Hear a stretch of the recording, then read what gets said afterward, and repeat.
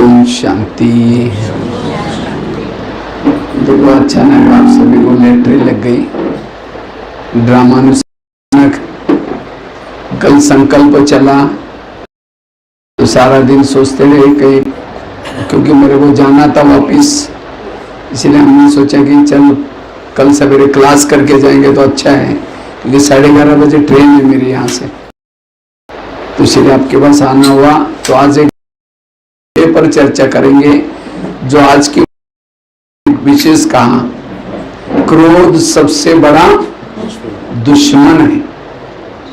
इसने हमारे भारत का, हमारे सभी देवी देवताओं के घर को भी क्या क्या खाली कर दिया। इस क्रोध के ऊपर हम कैसे जीत प्राप्त करें, क्रोध मुक्त कैसे बने, और लास्ट में स्लोगन संकल्प को क्या करो जाना है, उसके ऊपर क्या करो, इसकी इकोनॉमी की अवतार बनो।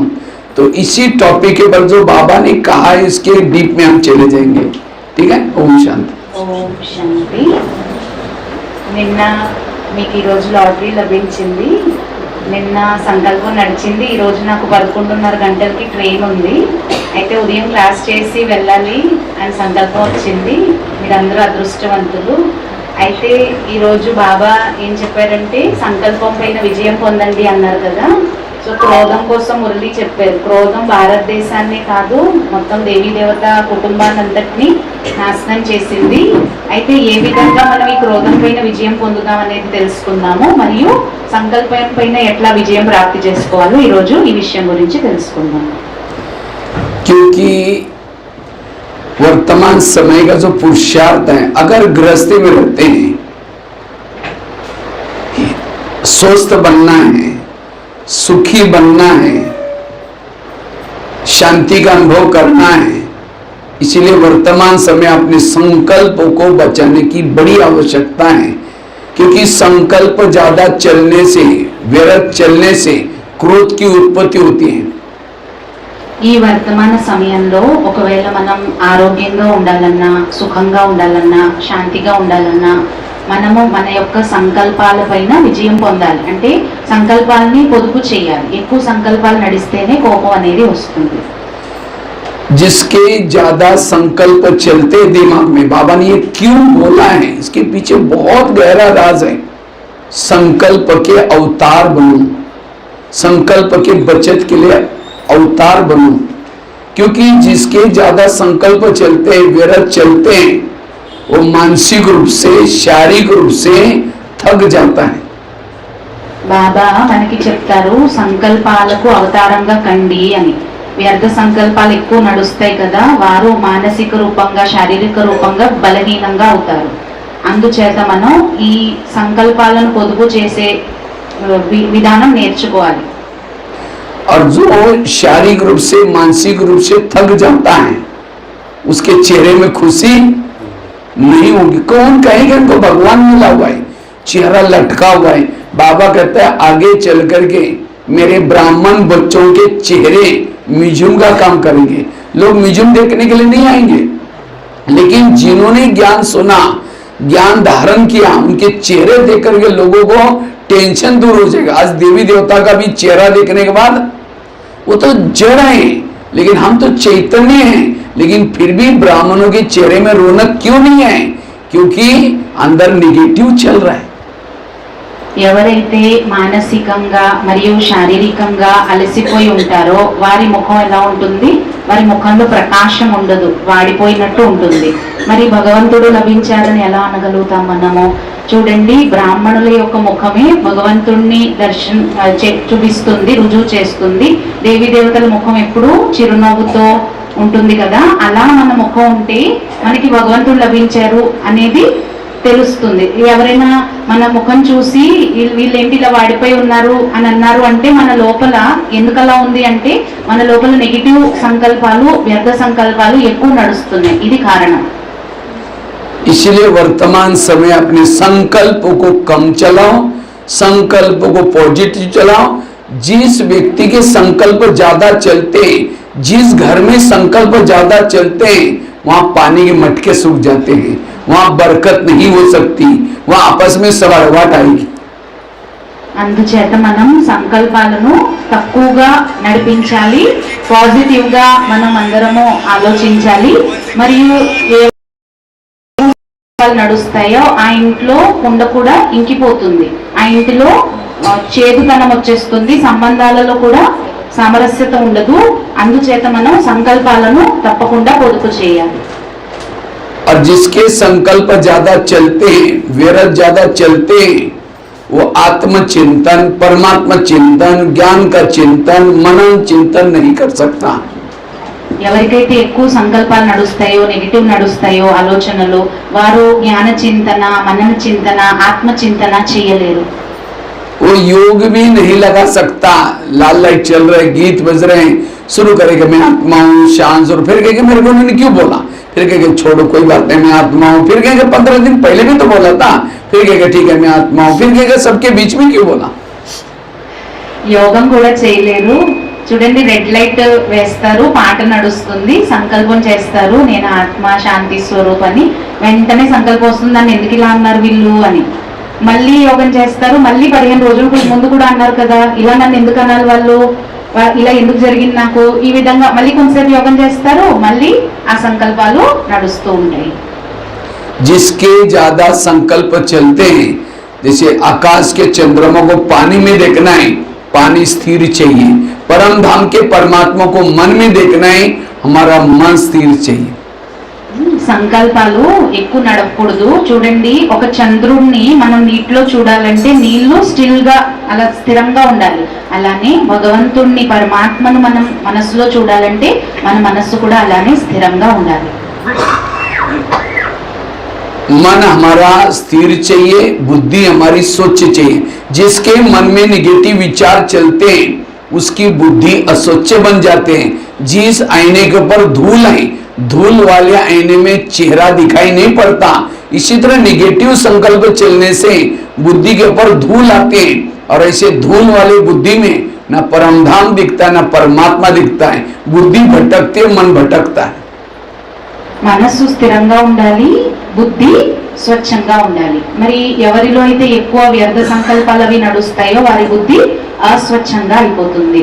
అద్దం ఉంది, ఒక మిర్రర్, దానిపైన దుమ్ము ఉందనుకోండి, ముఖం సరిగ్గా కనబడదు కదా.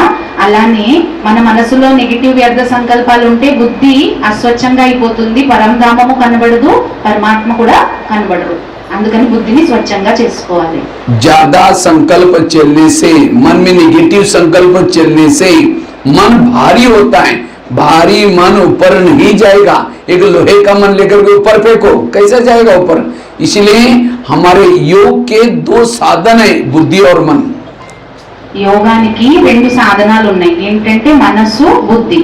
మనస్సు బరువు అయిపోయింది అనుకోండి, బరువుగా ఉన్న మనస్సు ఎగరలేదు కదా, మరి ఏదైనా ఇనుముది పైకి వేస్తే వెళ్ళదు కదా.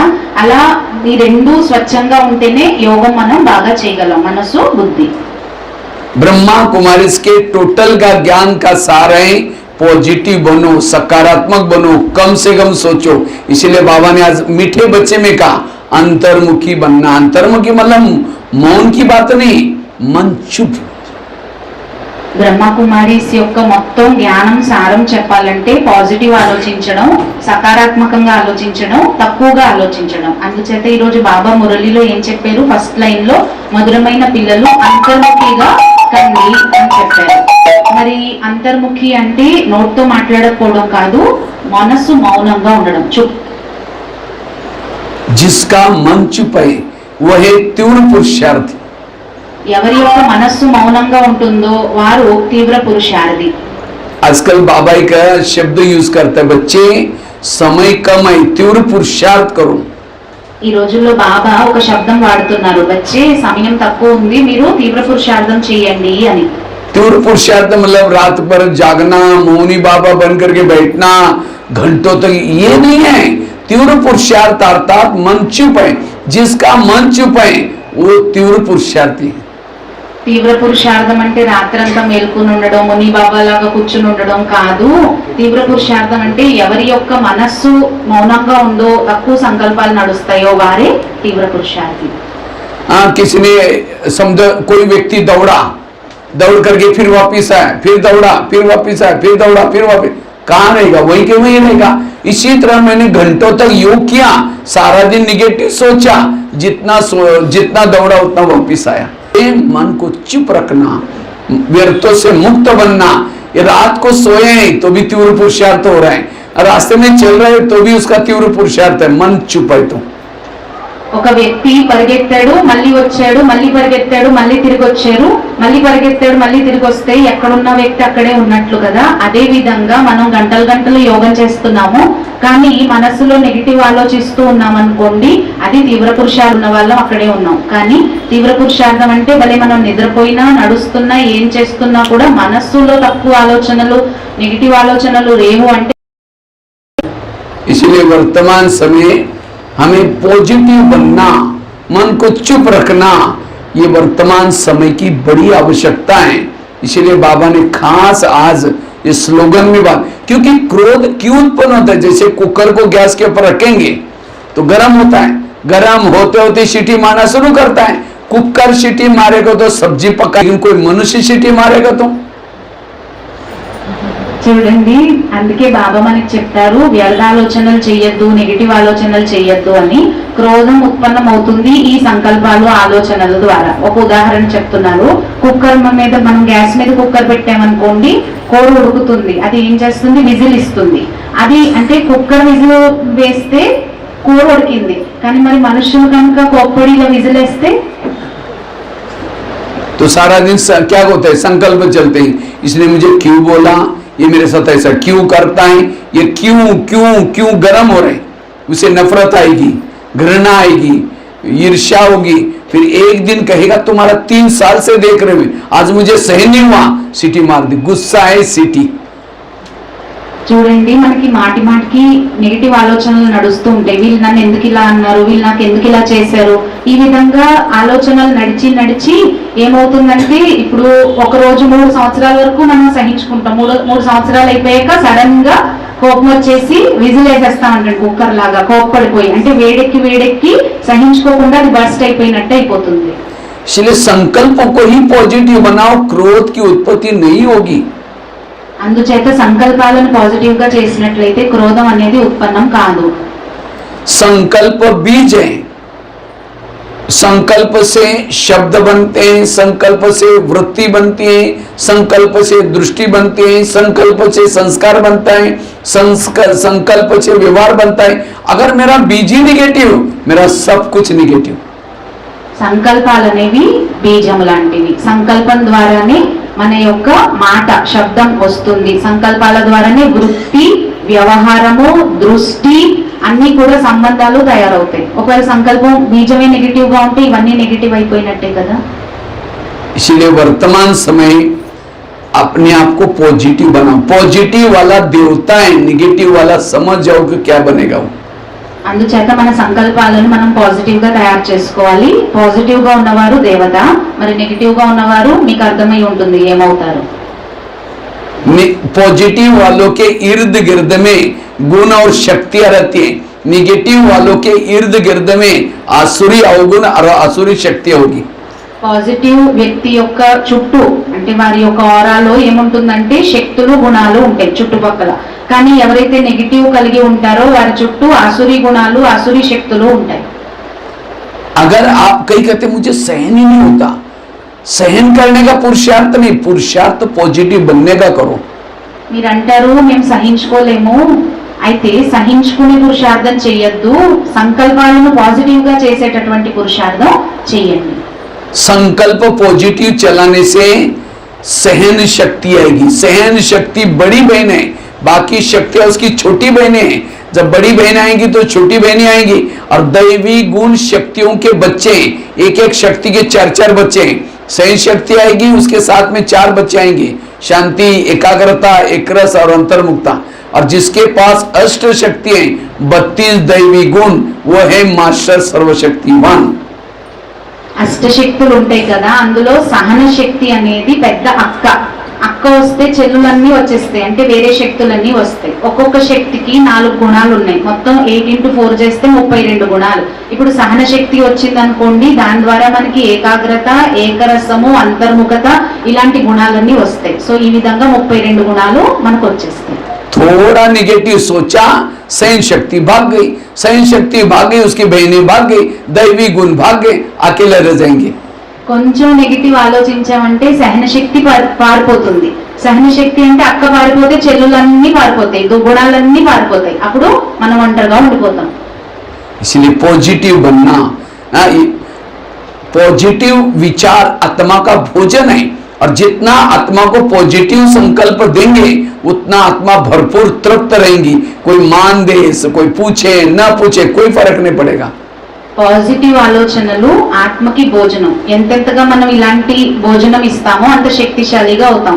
ఎవరైనా గౌరవం ఇచ్చినా ఇవ్వకపోయినా మనం శక్తిశాలిగా ఉంటే అవన్నీ మనం పట్టించుకోము. जैसे गाड़ी के अंदर पेट्रोल डाल दो, वही पेट्रोल का पाइप ड्राइवर के मुंह में डालो तो क्या हो जाएगा?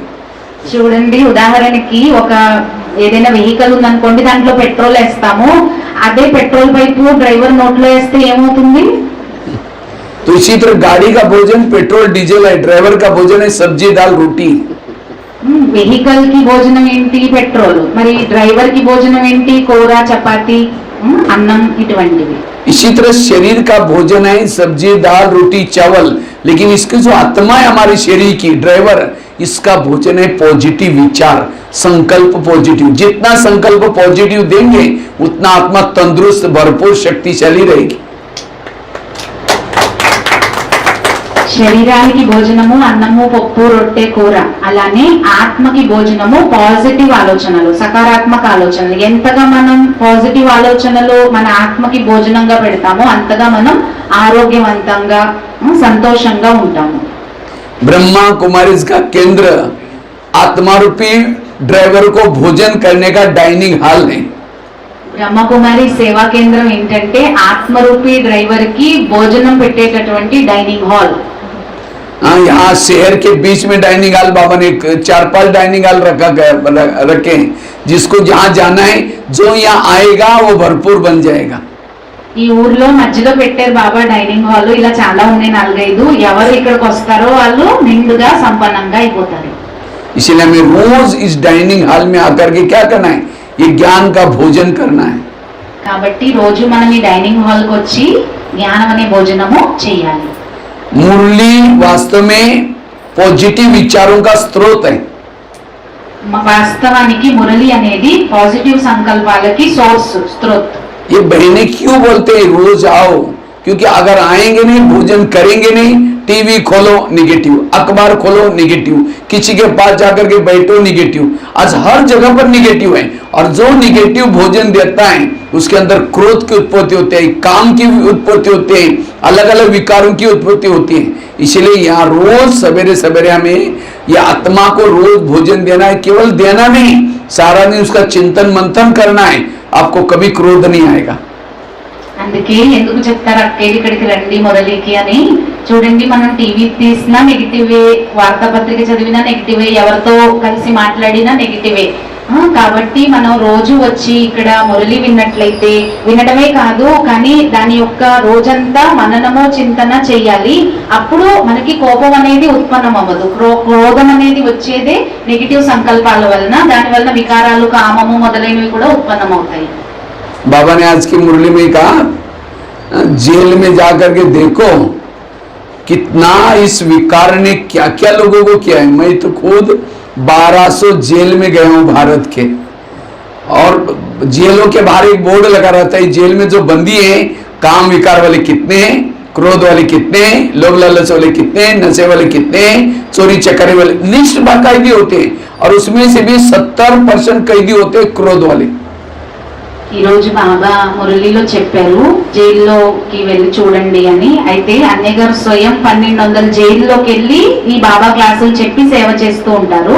జైల్లో ఖైదీలు ఉంటారు కదా, అక్కడ లిస్ట్ రాసి ఉంటుంది. కామ వికారం వల్ల ఎంతమంది, క్రోధం వల్ల ఎంతమంది వచ్చారు, లోభం వల్ల ఎంతమంది వచ్చారు, ఈ తాగడం ఇలాంటి వ్యసనాల వల్ల ఎంతమంది వచ్చారు అని చెప్పి లిస్ట్ ఉంటుంది. అయితే बाबा उन्हें कोई गुस्से पर कंट्रोल करने का लेसन नहीं सीखा। सर कहते हमको भी गुस्सा आता।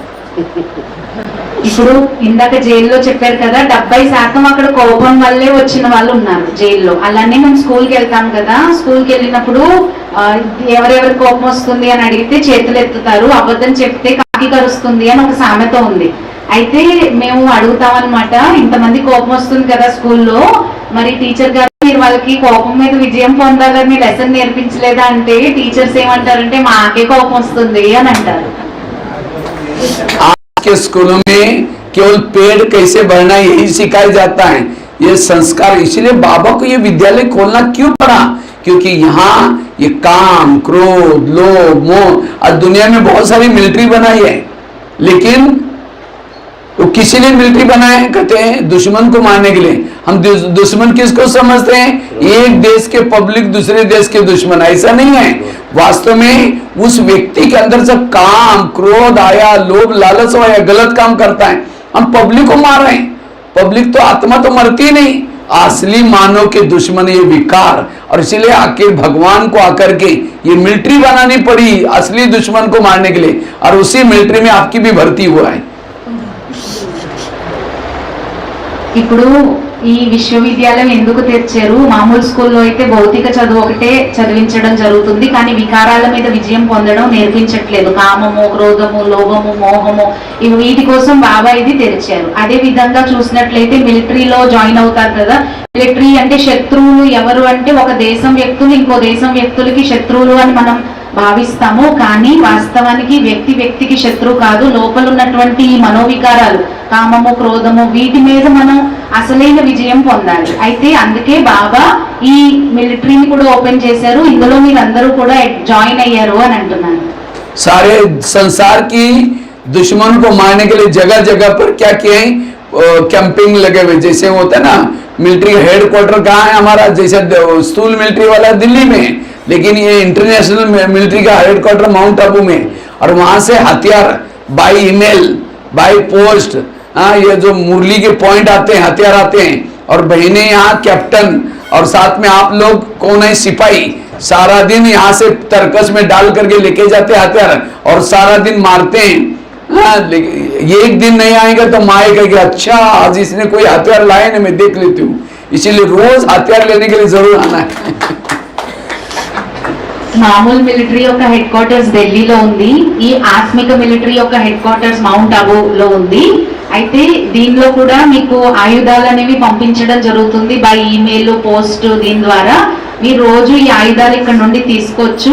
ఇక్కడ కూడా కెప్టెన్ ఉన్నారు.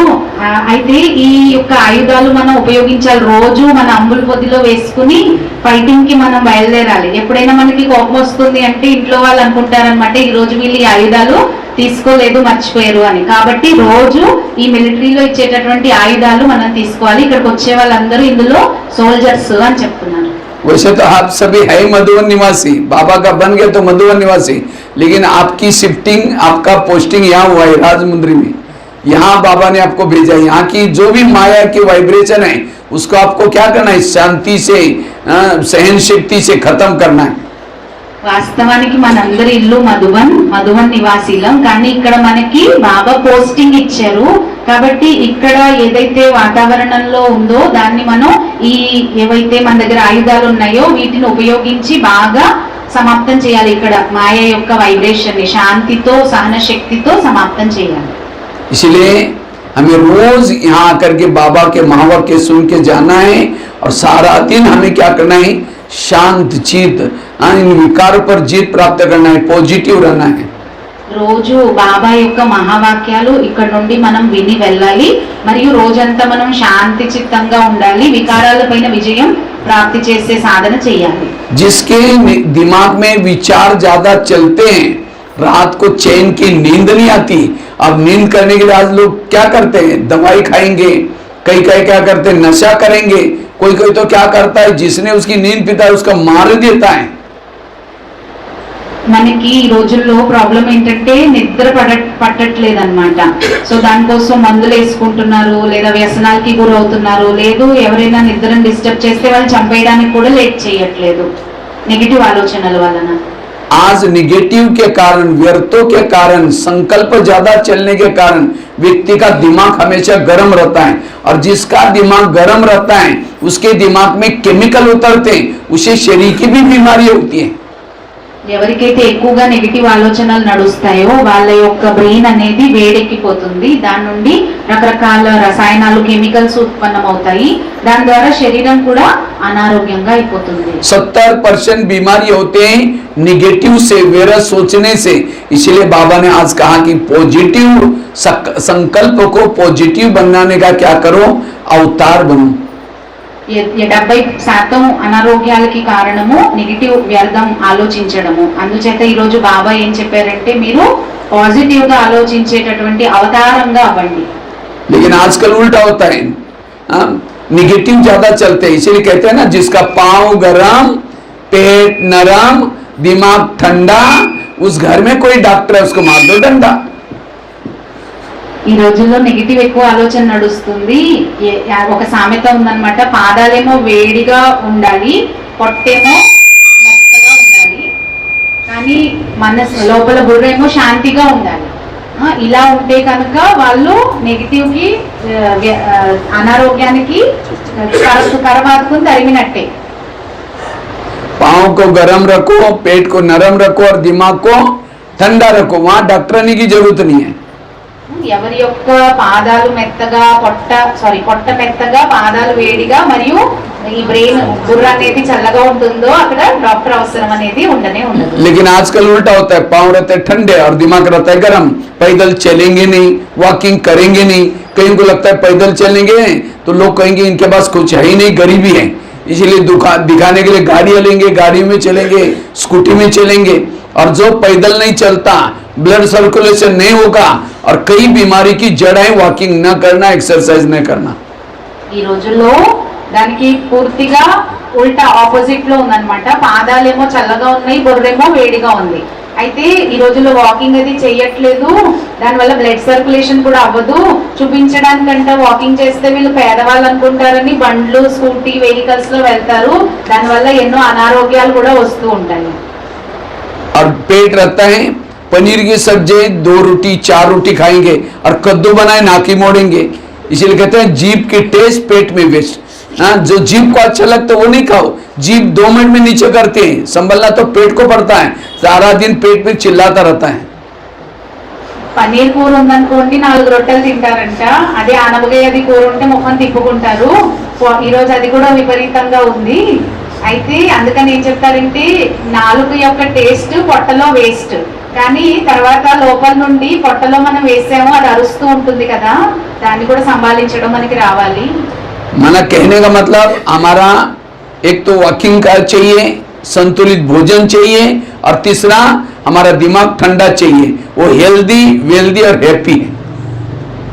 అంటే మనం వాకింగ్ చేయాలి, వాళ్ళతో పొట్టేమో అదే బ్యాలెన్స్డ్ గా తినాలి భోజనము, మరియు ఇదేమో చల్లగా పెట్టుకోవాలి। అటువంటి వారు హెల్దీ, వెల్దీ అండ్ హ్యాపీగా ఉంటారు।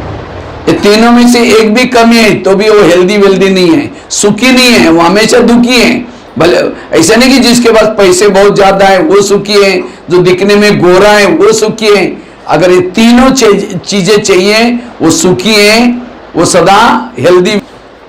ఈ మూడు మనకు ఉండాలి, హెల్దీ, వెల్దీ, హ్యాపీ। ఇలా కాదనమాట, ఎవరి దగ్గర అయితే డబ్బు ఎక్కువ ఉందో వాళ్ళు సుఖంగా ఉన్నారు అని కాదు, కానీ మనం ఈ విధంగా ఈ మూడింటిని బ్యాలెన్స్ చేస్తే ఈ మూడు కావాలి మనకి, ఈ మూడు వస్తాయి। और दिमाग हमेशा हर एक का गर्म है, इसलिए मुझे ऐसा व्यवहार मेरा ऐसा बोला, और सबका दिमाग गर्म है। अगर दिमाग गर्म है कई बीमारी होती है, इसलिए ये पाँव को ठंडा रखना, गर्म करना, पेट को नरम रखना और दिमाग को ठंडा रखना।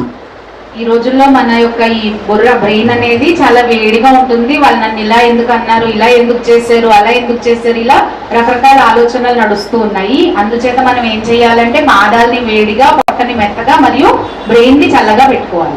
आज किसी को पेट के संबंध की बीमारी होती है, ईर्ष्या वाले विचार चलाने वालों को पेट की बीमारी होती है। इसलिए कहते हैं ना, तुम मेरे को देख करके तुम्हारे पेट में जलन होता है क्या?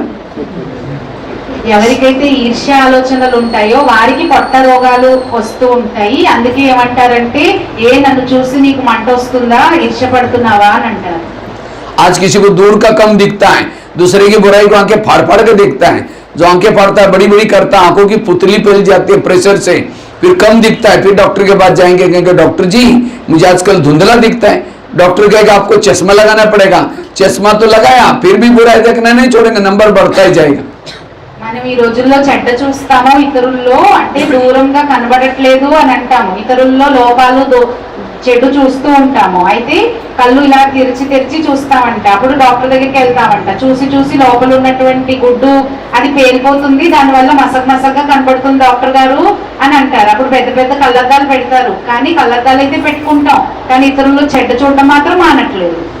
आज किसी को नजदीका नहीं दिखता, अपने दोस्त को कभी नहीं देखेगा, डोंट केयर करेगा, नजदीका दिखना बंद हो जाता है। ఈ రోజుల్లో కొంతమందికి దగ్గరున్నది కనబడదు అనమాట. అంటే స్వయంలో ఉన్నటువంటి దోషాలను చూసుకోరు, డోంట్ కేర్ చేస్తారు. అప్పుడు ఏమవుతుంది, స్వయంలో ఉన్నటువంటి దగ్గర ఉన్నటువంటి దృష్టి కనబడదు. आज किसी को अस्थमा होता है, दमा, कोई भी बातों को पेट में दबा कर रखेंगे, क्या हुआ, कुछ नहीं हुआ, अरे बड़ा नाराज है, नहीं कुछ नहीं हुआ, हुआ बहुत कुछ है, दबा कर रखेगा, दमे का प्रॉब्लम। ఏదైనా విషయాలని లోపల అణిచిపెట్టి ఉంటే ఏమైంది మీకంటే ఏం అవ్వలేదంటారు. కానీ ఏమైందంటే లోపల విషయాల్ని అణిచిపెట్టేయడం వల్ల ఆస్తమా రోగం అనేది వస్తుంది. आज किसी को ज्वाइंट पेन होते, मसल दर्द होते, गुस्सा करने से मसल के ऊपर प्रेशर, फिर भविष्य में इसको ज्वाइंट पेन मसल दर्द होना शुरू हो जाता है। ఈ కొంతమందికి జాయింట్ పెయిన్ మసిల్ పెయిన్ అంటూ అనుకోండి, దాని వల్లనే ఈ మసిల్ పెయిన్ జాయింట్ పెయిన్ ఇవన్నీ వస్తూ ఉంటాయి. దీనికి కారణం క్రోధం. आज किसी को स्पॉन्डिलाइट होता है, रास्ते में जा रहे सब्जी लाने के लिए, देखे वो क्या करती है, वो क्या करता है, इधर उधर देखने वालों को स्पॉन्डिलाइट होता है। फिर डॉक्टर के पास जाएंगे, कहेंगे डॉक्टर जी मुझे आजकल धुंधला दिखता है, मुझे गले में अकड़न हो रहा है।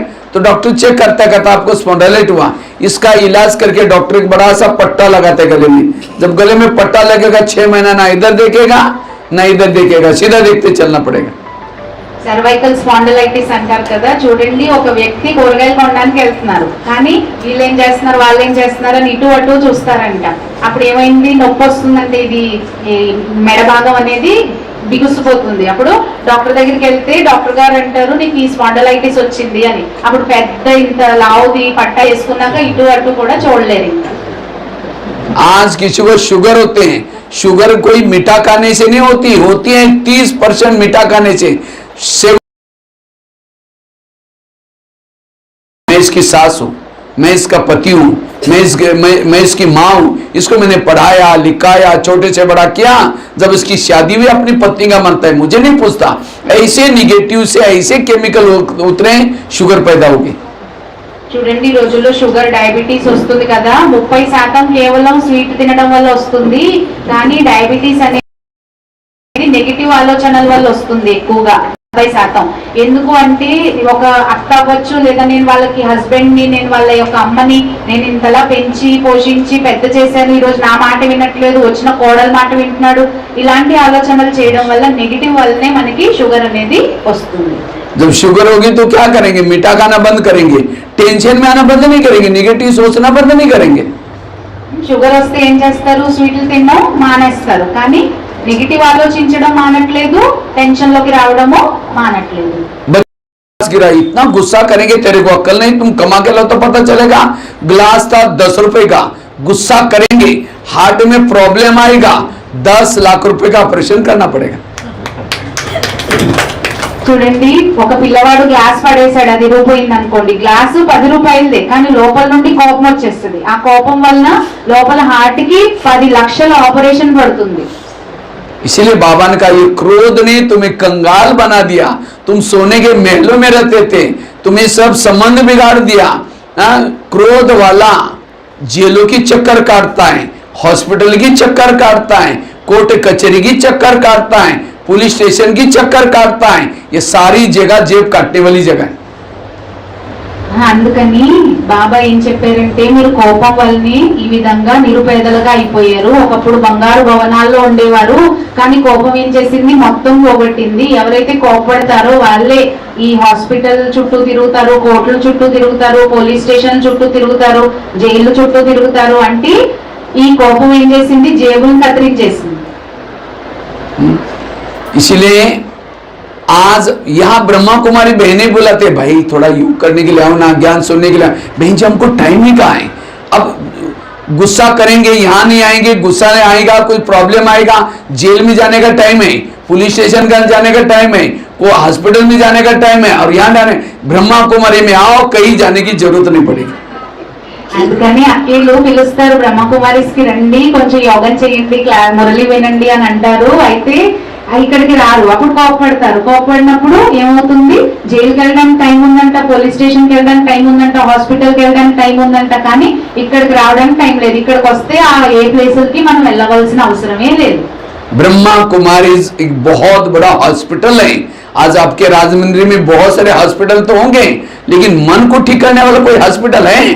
और इसलिए भोलेनाथ वैद्यनाथ, बाबा कौन है? वैद्यनाथ, भोलेनाथ वैद्यनाथ जगह जगह पर मन को ठीक करने वाला हॉस्पिटल खोल रहे हैं।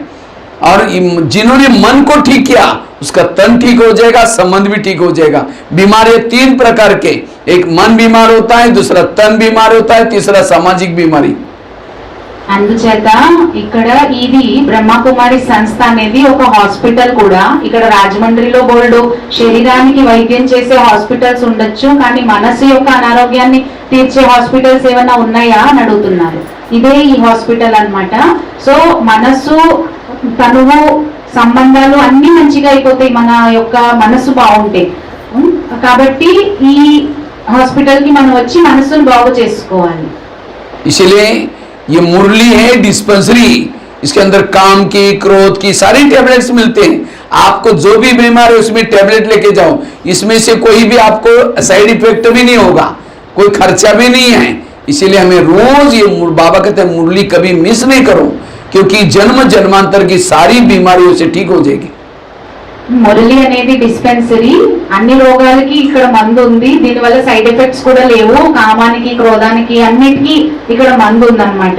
సో ఇది మురళి విని వెళ్ళండి అని అంటారు, ఎందుకంటే జన్మ జన్మల లోపల ఉన్నటువంటి అనారోగ్యాలను బాగు చేసేటటువంటి శక్తి మురళికి ఉంది. అందుకే బాబా మురళి ఎప్పుడు మిస్ చేయొద్దు అని చెప్తారు. आज किसी को ब्रेन हेमरेज एक नई बीमारी निकली है, हाँ कई कहते हैं 2 दिन पहले उसको देखा था, उसको कुछ नहीं हुआ, बुखार भी नहीं था, कोई ब्रेन हेमरेज हो गया। ब्रेन हेमरेज क्या है? हमारे ब्रेन में बालों से भी महीन नसें होती हैं। ये नसें क्या काम करते हैं? खून सप्लाई करते हैं। लेकिन जब व्यक्ति कारणे आकारणे कोई टेंशन में आता है, निगेटिव सोचता है, उस नसों से तेजी से खून बहता है और वो नसें फट जाते हैं, उसका कोई इलाज नहीं।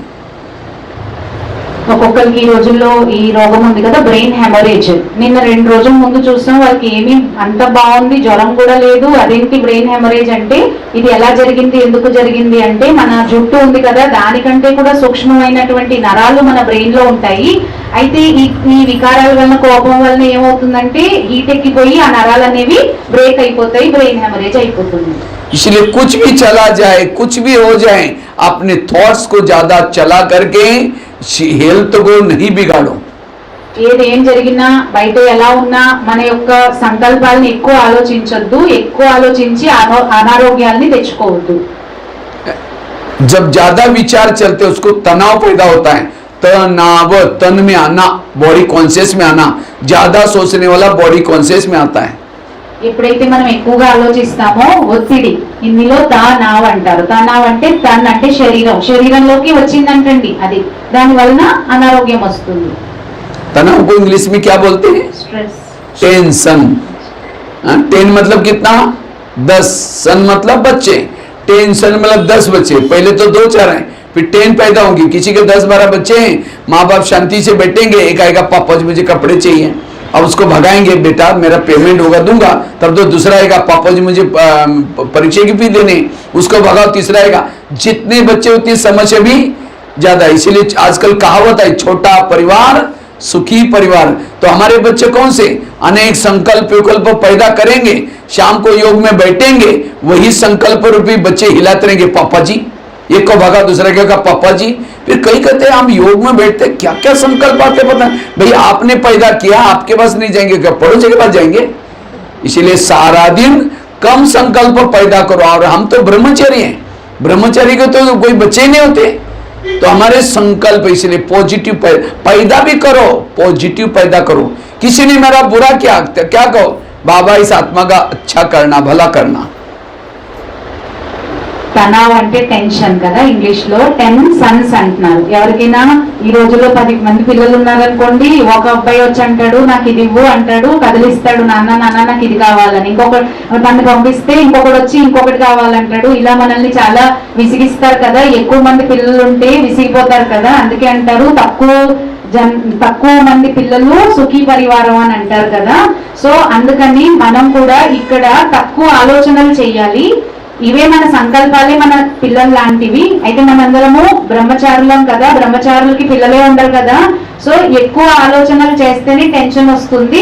మనం అసలు పిల్లల్ని కనొద్దు, అంటే ఎక్కువ ఆలోచనలు చేయొద్దు. యోగంలో కూర్చుంటాము, ఒక అబ్బాయి వస్తాడంట, అంటే సంకల్పం ఇలా ఇలా అని కదిలిస్తారంటే ఇంకోటి కదిలిస్తుందంట మళ్ళీ కొంతసేపటికి. ఈ విధంగా మనం ఎక్కువ ఆలోచనలు రోజంతా చేస్తే యోగం ఏం కుదురుతుంది? इसलिए दुआएं दो, किसी को बददुआएं मत दो। कोई कहते नहीं इसको कैसे दुआएं दें, इन्होंने मेरे साथ क्या कुछ भी किया उसके लिए नहीं दो, आपके लिए तो दे। अब किसी को उतावल होकर के बददुआई दी, इसका तो सत्यानाश हो गया, ये सत्यानाश शब्द जाएगा, उसका तो सत्यानाश करेगा, वापिस आपका भी सत्यानाश करेगा। इसीलिए दुआएं दो, इसका भला हो जाए, ये दुआएं जाएगी, उसका भला करेगी, आपका भी भला करेंगे। दुर्योधन जैसा बच्चा पैदा किया धृतराष्ट्र ने, खुद को तो दुखी बनाया, पड़ोसी वालों को भी जीना आराम किया। इसीलिए पॉजिटिव सोचो। అందుకని మనం ఎవరైనా మనకి చెడు చేసిన వాళ్ళకి మంచి చేయాలి, ఆశీర్వాదాలే ఇవ్వాలన్నమాట, బ్లెస్సింగ్సే ఇవ్వాలి. వాళ్ళు మన కోసం ఏదైనా రాంగ్ అన్నా కూడా వాళ్ళకి మనం అన్నాం అనుకోండి వీళ్ళకి సర్వనాశనం అవ్వాలి అని, వాళ్ళకైతే సర్వనాశనం అవుతుంది, కానీ అది మళ్ళీ తిరిగి మనకు కూడా సర్వనాశనం అవుతుంది. దుర్యోధనుడు ధృతరాష్ట్రుడి యొక్క పుత్రుడు కదా, ఆయన పుట్టారు, ఆయనకి నాశనం చేసుకున్నారు, చుట్టుపక్కల వాళ్ళకి నాశనం చేసుకున్నారు కదా, అంతా వినాశనం అవుతుంది. అందుకని ఏది ఏమొచ్చినా మనం మాత్రం ఆశీర్వాదాలు ఇవ్వాలి, మంచి ఆలోచించాలి. तो चेक करो मैं खुद पॉजिटिव हूं या नेगेटिव। అందుచేత చెక్ చేసుకోవాలి, నేను స్వయం పాజిటివ్ గా ఉన్నానా లేదా నెగటివ్ గా ఉన్నానా అని. सभी ध्यान से सुन रहे हैं, थोड़ा बीच बीच में ताली बजाते रहना। మీరందరూ ధ్యాసగా వింటున్నారా? మధ్య మధ్యలో తప్పట్లు కొట్టండి. ताली बजाने से मेरा उमंग नहीं बढ़ेगा, कोई आंख बंद करेगा उसकी आंख खुल जाएगी, सेवा हो जाएगी। मैं देख रहा हूँ कोई माता थोड़ा माया कहती अच्छा ये माउंट आबू से कहाँ से भाई आया, मेरा तो इसके पर सबके पर शासन था, इसीलिए माया सूक्ष्म में आकर के आलस और अलबेलापन की संजीवनी बूटी चुंगा के जाते हैं। अब जिसको आलस आएगा आंखें बंद, जिसकी आंखें बंद है कान भी बंद होगा, यहाँ होते हुए भी एब्सेंट है वो, और बातें नहीं सुनेगा तो क्रोध तो खत्म नहीं होगा उसका। इसीलिए आंखें खोल करके बातें सुनो। ఇక్కడ కొంతమందికి సూక్ష్మంగా మాయ వస్తుంది, మౌంట్ అబు నుండి అన్నయ్య వచ్చారు నా పార్టీని తీసుకెళ్లిపోతున్నారని నిద్రపోతున్నారంట. కళ్ళు మూసుకుంటే చెవులు కూడా మూసుకుపోతాయి, ఇక్కడ ఉండి కూడా అబ్సెంట్ గా ఉంటారు. అందుకని మీరు జాగృతంగా వినండి, తప్పట్లు కొడుతూ ఉండండి, నా ఉమంగము పెరుగుతుంది, అదే విధంగా పడుకున్న వాళ్ళు కూడా లేస్తారు. అందుచేత ఉత్సాహాన్ని పెంచండి, పడుకోకండి, బాగా వినండి అంటున్నారు. तो मैं खुद निगेटिव या पॉजिटिव कैसा पता चलेगा? अगर सामने से कोई व्यक्ति आ रहे हैं उसका चेहरा देखना पसंद नहीं करते, आप रास्ता काट लेते हैं, आप उसके लिए निगेटिव है। మనం పాజిటివ్ గా ఉన్నామా నెగిటివ్ గా ఉన్నామా అని ఎలా తెలుస్తుంది మనకి అంటే, ఎవరైనా ఎదురుగా మన ముందు వస్తున్నారనుకోండి వ్యక్తి, వాళ్ళని చూడట్లేదు, మొహం తిప్పేసుకుంటున్నాము అంటే, పక్క నుండి వెళ్ళిపోతున్నాము అంటే మనం నెగిటివ్ గా ఉన్నాము అని అర్థం చేసుకోవాలి. अगर आपके कोई पति की महिमा करता है, अरे तुम्हारा पति तो बड़ा अच्छा है, हाँ तेरे को क्या पता, तुमने दूर से देखा है, मैं तो पूरा लाइफ उसके साथ ही रहती हूँ, वो तो राक्षस है राक्षस। कई माता इसी भी बोल देते हैं, इसका मतलब पति की महिमा नहीं सुन रहे आप, उसके लिए निगेटिव है। ఎవరైనా వచ్చి మాటలతో వారి యొక్క పతిని మహిమ చేశారనుకోండి, నీకేం తెలుసు, నువ్వు దూరం నుండి చూసావు, నేను వాళ్ళతో ఉంటున్నాను, నాకు తెలుసు అని అంటారు. వాళ్ళ మహిమని వినలేరనమాట. పతి కాదు రాక్షసుడు అని అంటారు. అంటే దీని అర్థం ఏంటి? వారి మనసులో పతి పట్ల చాలా నెగిటివ్ ఉంది అని అర్థం. अगर कोई सास की महिमा करता रे तुम्हारी सास तो बड़ी अच्छी है, अरे वो क्या है बुढ़िया मैं जानती हूँ, तुमने दूर से देखा है, मैं जीवन बिताया उसके साथ, निगेटिव है। అత్త కోసం ఎవరైనా మీ అత్తగారు చాలా మంచివారు అంటే, ఆ ముసలావిడ ఏ మంచిది, నాకు తెలుసు, జీవితం అంతా నేను గడిపాను ఆవిడతో, నీకేం తెలుసు అని ఇలా ఆలోచిస్తున్నామంటే మనకి వారి పట్ల నెగిటివ్ ఉంది అని అర్థం. अगर किसी को मदद नहीं करे, कैसे इसको मदद मैं कभी नहीं कर सकती, उसने क्या क्या क्या, निगेटिव है। ఎవరికైనా సహాయం చేయవలసి వచ్చింది, వాళ్ళకా నేను ఎప్పుడూ సహాయం చేయను అని అంటున్నామంటే వారి పట్ల కూడా మనకి నెగిటివ్ ఉన్నట్లు. अगर किसी का परचिंतन करते आप निगेटिव है. ఎవరి కోసమైనా మనం పరచింతన చేస్తున్నామంటే కూడా మనం నెగిటివ్ గా ఉన్నట్లే. अगर एक व्यक्ति के प्रति भी आप निगेटिव है, आपके दिल में भगवान नहीं बैठेगा. ఒకవేళ ఒక వ్యక్తి కోసమైనా మనం నెగిటివ్ గా ఉన్నాము అంటే మన మనస్సులో భగవంతుడు కూర్చోరు. इसलिए पॉजिटिव बनो. అందుచేత సకారాత్మకంగా అవ్వండి, పాజిటివ్ గా. आजकल डॉक्टर के पास कोई भी जाता है तो डॉक्टर क्या कहता है, ज्यादा टेंशन में नहीं हो, ज्यादा सोचो नहीं, उसके लिए कोई टैबलेट थोड़ी देता है. ఈ రోజుల్లో ఎవరైనా డాక్టర్ దగ్గరికి వెళ్తారనుకోండి, డాక్టర్ గారు ఏమంటారు, ఎక్కువ టెన్షన్ లోకి రావద్దు, ఎక్కువ ఆలోచించద్దు అంటారు. కానీ దానికి ఏమైనా మందు ఇస్తారా, మెడిసిన్? आजकल डॉक्टर ये भी कहते हैं अगर आपको हेल्दी बनना है, अच्छा बनना है, कड़वी चीजें खाना पसंद करो, करेले खाओ, कड़ोनी के पत्ते खाओ, मेथी के लड्डू खाओ. आजकल ये भी डॉक्टर सलाह देते हैं.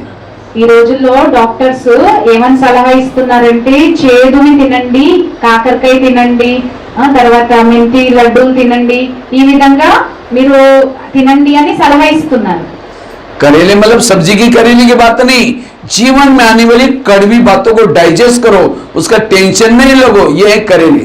కాకరకాయ తినడం అంటే స్థూలంగా కాకరకాయ తినడం కాదు, జీవితంలో వచ్చేటటువంటి చేదు విషయాలను మనలో ఇముడ్చుకుని దాంట్లో అడ్జస్ట్ అవ్వడం అసలైన కాకరకాయ. आजकल डॉक्टर ये भी कहते हैं खुश रहो, लेकिन आजकल लोग खुश होने के लिए क्या करते हैं, लाफिंग क्लब्स बनते जा रहे हैं और वहां जाएंगे, दोनों हाथ ऊपर करेंगे, हाँ हाँ हाँ हाँ करेंगे, घर में आते पत्नी का चेहरा देखते चेहरा डाउन हो गया. फिर ఈ రోజుల్లో డాక్టర్స్ ఏమంటారు, బాగా సంతోషంగా ఉండండి అంటారు. సంతోషంగా ఉండడం కోసం లాఫింగ్ క్లబ్కి వెళ్తారు, చేతులెత్తి ఆహా అని నవ్వుతారు, కానీ బాగానే నవ్వొస్తారు, ఇంటికి రాగానే పత్ని ముఖం చూస్తారు, మళ్ళీ వాడిపోతారు. इसलिए अपने संकल्पों को, मुझे लगता है इस काफी समय से मुरलिया चल रहा है आजकल, बच्चे संकल्प का खजाना बचाओ. हाँ, संकल्प का खजाना, समय का खजाना, ज्ञान का खजाना. और सबसे हमारे गीत भी है ब्रह्मा कुमारी का, यूं तो कोई धन नहीं गंवाना, लेकिन संकल्प का धन इसको कभी वेस्ट. संकल्प चले गए, समय चला गया, श्वास चले गए, कई खजाने वेस्ट जाएंगे. బాబా ఈ రోజుల్లో మురళిలో ఎక్కువగా నడిపిస్తున్నారు, సంకల్పాల ఖజానాను పొదుపు చేయండి అని. సంకల్పాలు, సమయము, జ్ఞానము, ఇవన్నీ ధనము, వీటిని వేస్ట్ చేయకూడదు మనం. ఇది పోయింది అంటే, సంకల్పం పోయిందంటే శ్వాస పోయినట్లే, అన్ని పోయినట్లే, కాబట్టి వీటిని పొదుపు చేయాలి. इसके लिए मंत्र पक्का करो, no question, no correction, no quotation, no opposition, मन चुप. और जिसका मन चुप है वो मूर्ति है, और जो संगम में मूर्ति है भविष्य में उसकी मूर्ति बनकर की पूजा करेंगे लोग. అందుకని ఈ మంత్రం పక్కా చేసుకోవాలి. ఏంటంటే నో క్వశ్చన్, ప్రశ్నలు వద్దు, నో కరెక్షన్, ఎవరిని సరిదిద్దొద్దు, నో కొటేషన్, ఆశ్చర్య మార్కులు వద్దు, అదే విధంగా నో ఆపోజిషన్, ఎవరిని ఆపోజిషన్ చెయ్యొద్దు. ఇది మనం పక్కా చేసుకున్నట్లయితే మనము దేవతలాగా సంపూర్ణంగా తయారవుతాము. बाबा ने कर्मों का ज्ञान दिया है, जो हुआ अच्छा हुआ, हरे कपाट अपना अपना है, ड्रामा का ज्ञान, ये सब किसी लिए दिया है, मन को चुप रखने के लिए.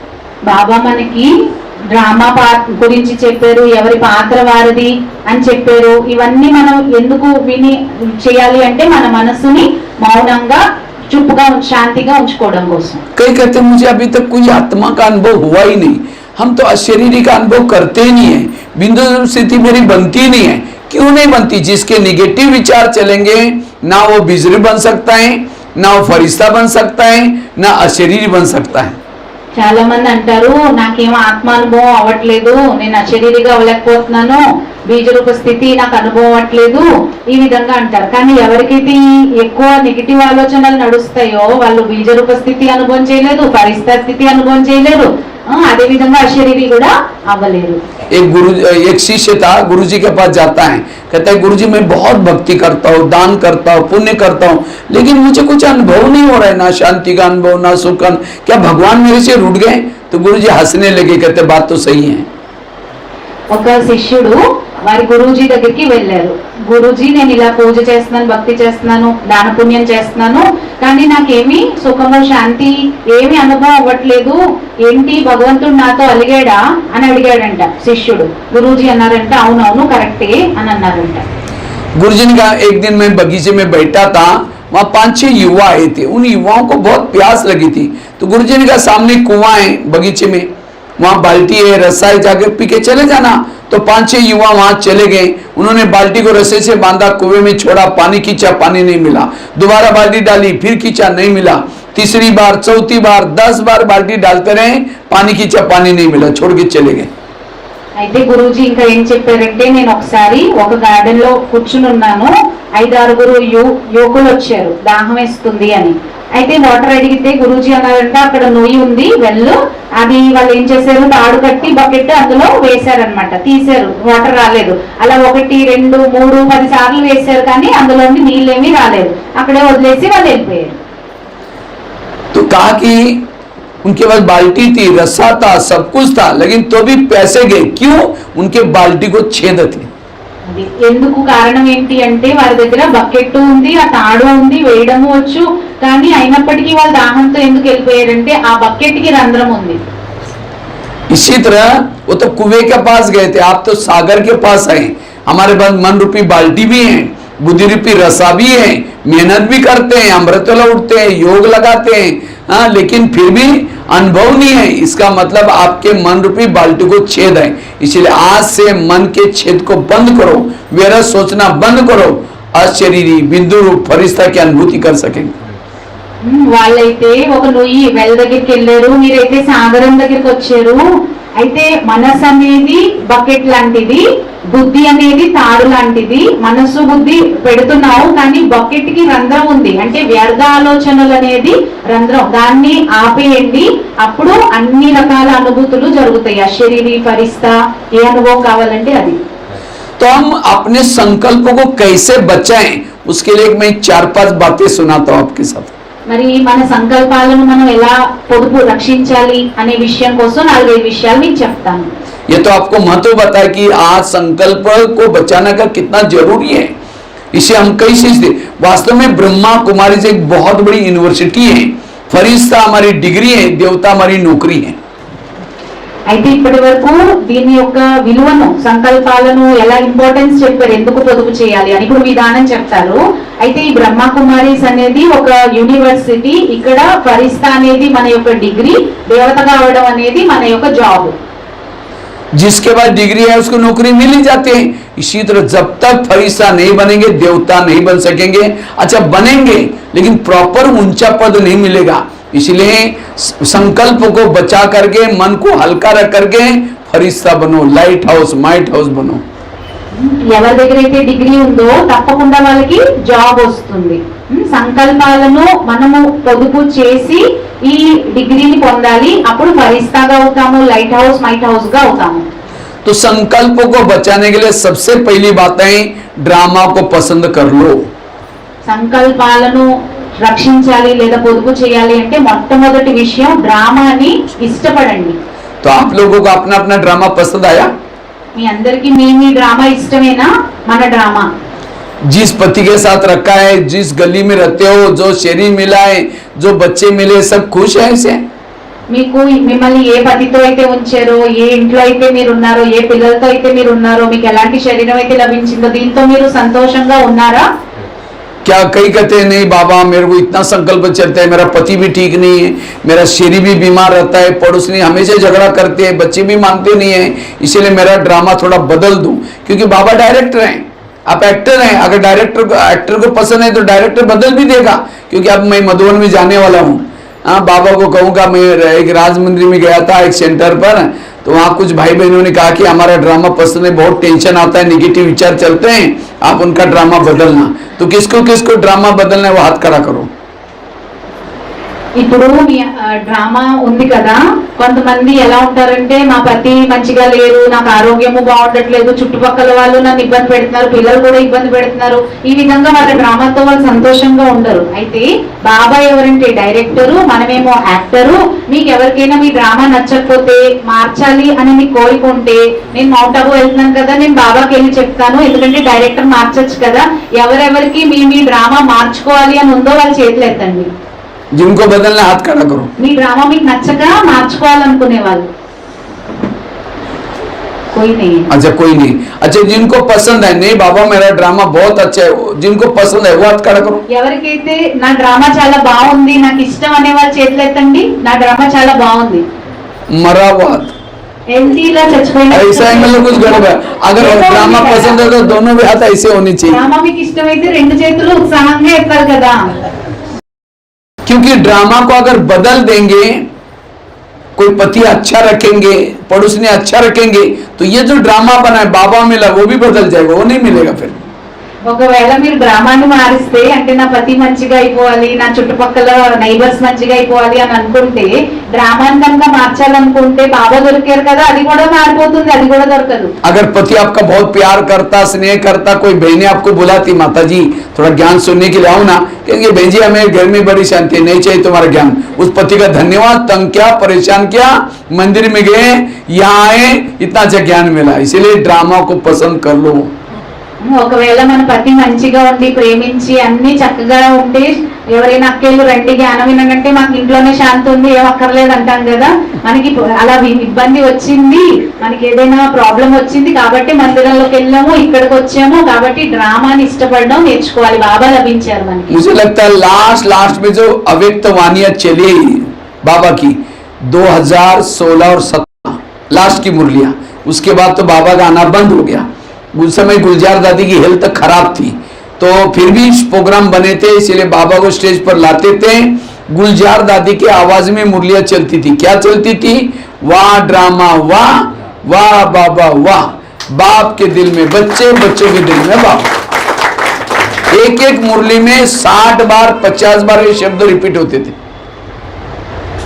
లాస్ట్ లో మురళీలు 2016, 17, 18 వరకే నడిచినాయి. ఆ తర్వాత బాబా రాలేదు. అయితే గుల్జార్ దాదీజీ యొక్క శరీరం అంతా బాగుండేది కాదు, అనారోగ్యంగా ఉండేది. అయినా సరే దాదీని తీసుకొచ్చేవారు. అయితే దాదీ వాయిస్ లో మురళి వచ్చేది. అందులో ఒక్కొక్క మురళిలో 50-60 సార్లు ఏముందంటే ఓహో డ్రామా, ఓహో ఓహో బాబా, ఓహో బాబా మనసులో పిల్లలు, పిల్లల మనసులో బాబా, ఇది ఉంది కదా, మీ అందరికీ తెలుసు కదా.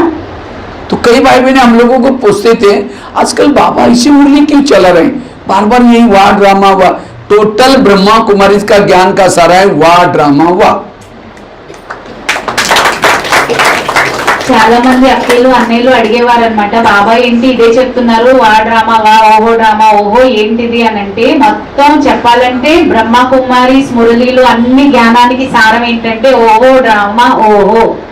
कोई गाली भी दे तो भी क्या बोलेंगे? वाह ड्रामा वाह। ఎవరైనా తిడితే తిట్లు, అప్పుడు ఏమనాలి?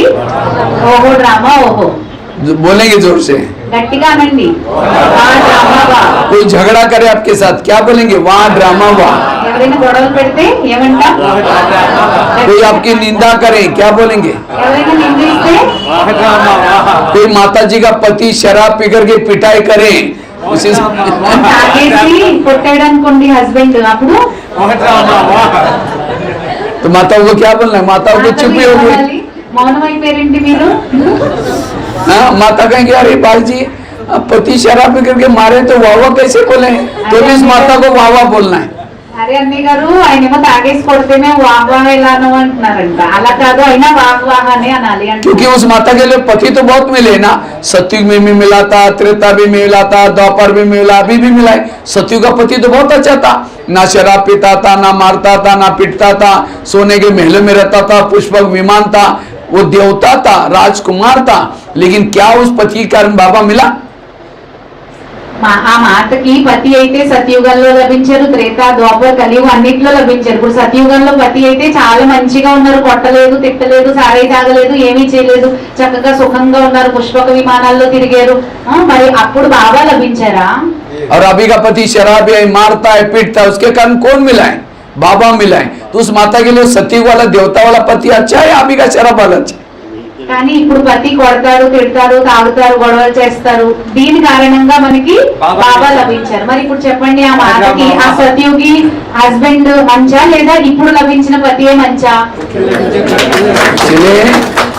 संगमी का पति भी अच्छा, संगमी की सास भी अच्छी, संगमी का शरीर भी अच्छा, संगमी का सब कुछ अच्छा। ఈ సంగమ యుగంలో అంతా మంచిదే, పతి మంచివారే, అత్త మంచిదే, శరీరము మంచిదే, అంతా సంగమ యుగమే మంచిది. इसलिए बाबा कहते बच्चे सत्यु का पति तो दिल्ली में रहता था, कुंज गली में रहता था, और संगमी का पति राजमुंद्री में रहता है, आंध्र प्रदेश में। तो आंध्र प्रदेश वाला अच्छा या दिल्ली वाला अच्छा? అందుకని బాబా ఏమంటారంటే సత్యయుగంలో పతి అయితే ఢిల్లీలో కుంజగలి అని ఒక వీధి ఉంటది, అక్కడ ఉన్నారు.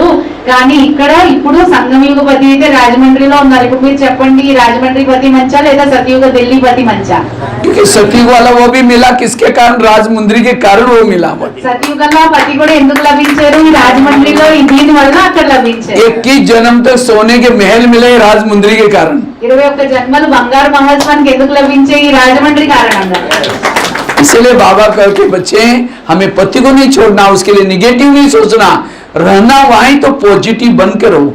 అందుచేత బాబా ఏమంటారంటే బచ్చే మీరు పతిని విడిచిపెట్టద్దు, వారి కోసం నెగిటివ్ గా ఆలోచించొద్దు, అక్కడే ఉండాలి, కానీ పాజిటివ్ గా ఆలోచించడం మొదలు పెట్టండి. सतयुग में भी सास मिली थी, उस सास के कारण बाबा थोड़ी मिला है, और अभी के पास सास भले झगड़ा रहे कैसी में, उसके कारण बाबा मिला है।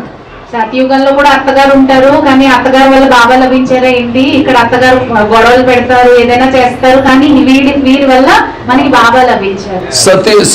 सतयुग में भी बच्चे मिले थे, राजकुमार थे, कभी कहना मानते थे, बहुत अच्छे थे, दिखने में सुंदर थे, उनके कारण बाबा थोड़ी मिला है। సత్యుగంలో కూడా పిల్లలు ఉన్నారు, రాజకుమారులుగా ఉన్నారు, ఏం చెప్తే అదే వినేవారు, అందంగా ఉండేవారు, బాగా చదువుకునేవారు, కానీ వారి వల్ల ఏమైనా మనకి బాబా దొరికేదా? सतयुग में भी शरीर मिला था, कंचन काया था, शरीर की खुशबू आती थी, दिखने में बड़ा गोरा था, लेकिन उस शरीर के ऊपर बाबा की नजरें पड़ी है। సత్యుగంలో మన శరీరం చాలా కంచనకాయగా, ఆరోగ్యంగా, తెల్లగా, సుందరంగా ఉండింది, కానీ మరి ఆ శరీరం వల్ల ఏమన్నా మనకి బాబా లభించారా? क्या उस शरीर के द्वारा कान के द्वारा भगवान के महावाक्य सुने थे? ఆ శరీరం ద్వారా, చెవుల ద్వారా మనం బాబా యొక్క మహావాక్యాలు విన్నామా ఏంటి? क्या उस आंखों से भगवान को देखा था? మనం ఆ నేత్రాల ద్వారా బాబాని చూసామా? क्या उस दिल के अंदर बाबा बाबा धड़कने निकलती थी? ఆ హృదయంలో హార్ట్ బీట్ బాబా బాబా అని అనేదా? वो शरीर क्या काम का? इसलिए संगम का भले काला हो, कैसा भी हो, बुजुर्ग हो, बीमार हो, इस शरीर के द्वारा ही 84 जन्म की शरीर, वाह मेरा शरीर, वाह मेरा समय, वाह वाह व्यर्थों से मुक्त।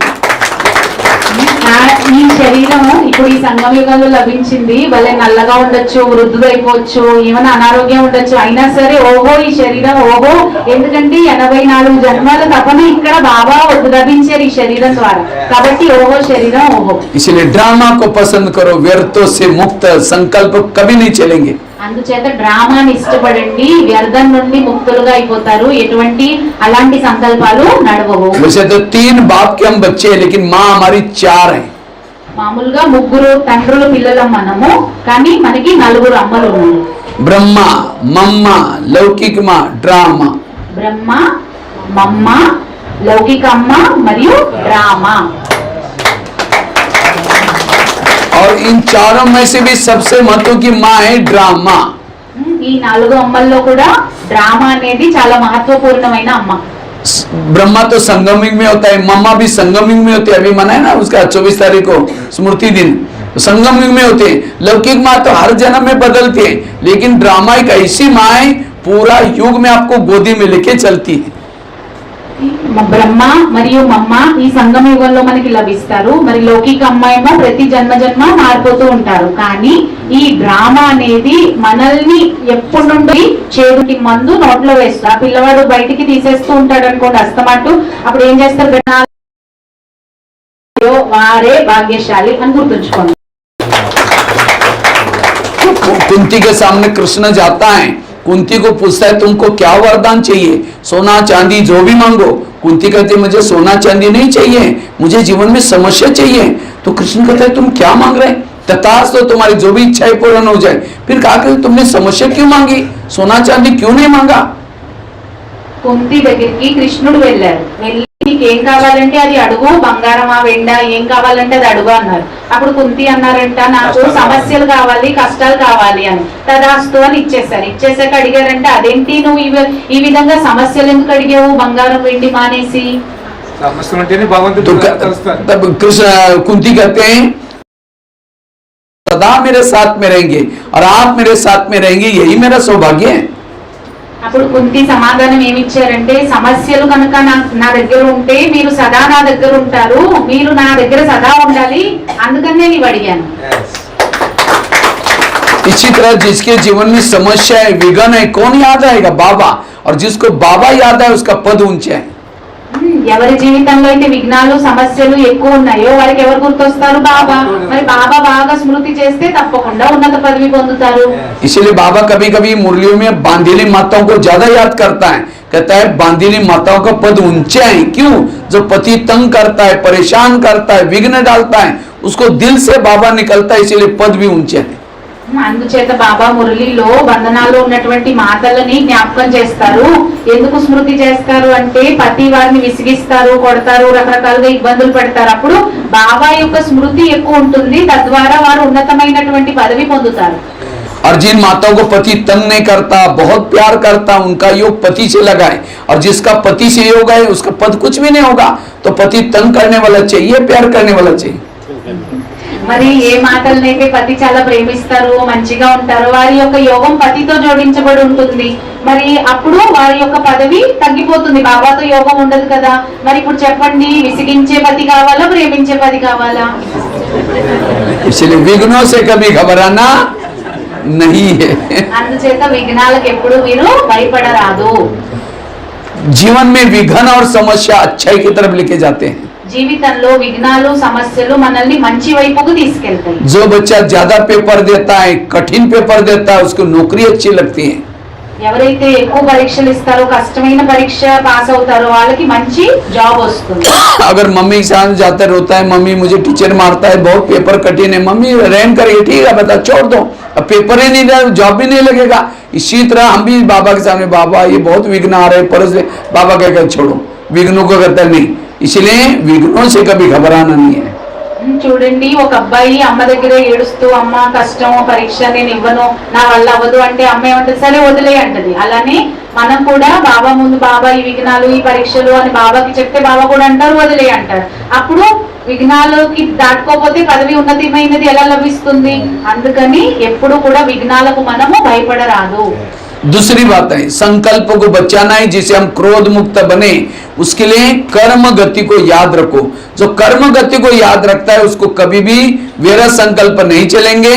कोई सामने वाला कुछ भी बोलता है तो भी गुस्सा नहीं आएगा.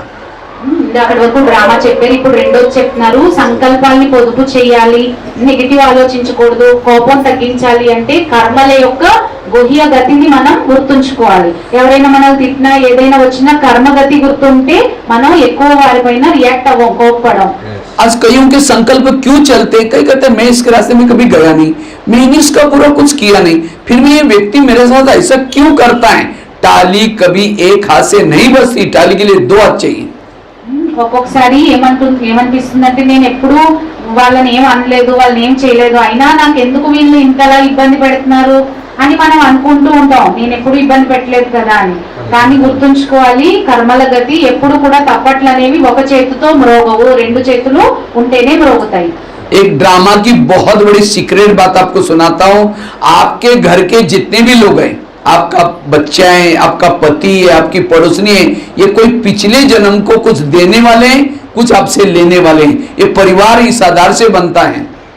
మీకు డ్రామా యొక్క ఒక రహస్యం నేను తెలియజేస్తున్నాను. ఇప్పుడు మీ పరివారంలో పతి అవ్వచ్చు, పిల్లలు అవ్వచ్చు, ఎవరైనా కావచ్చు, వాళ్ళంతా కూడా మనకి ఏదైనా తీసుకోవడానికి, లేదా మనం ఏదైనా వాళ్ళకి ఇవ్వడానికి, వాళ్ళ నుండి మనం తీసుకోవడానికి ఈ విధంగా పరివారం అనేది తయారయ్యి ఉంది. పూర్వజన్మ యొక్క లెక్కలు బట్టి తయారైంది. ఈ విధంగా పరివారం తయారవుతుంది అనేది గుర్తుంచుకోండి.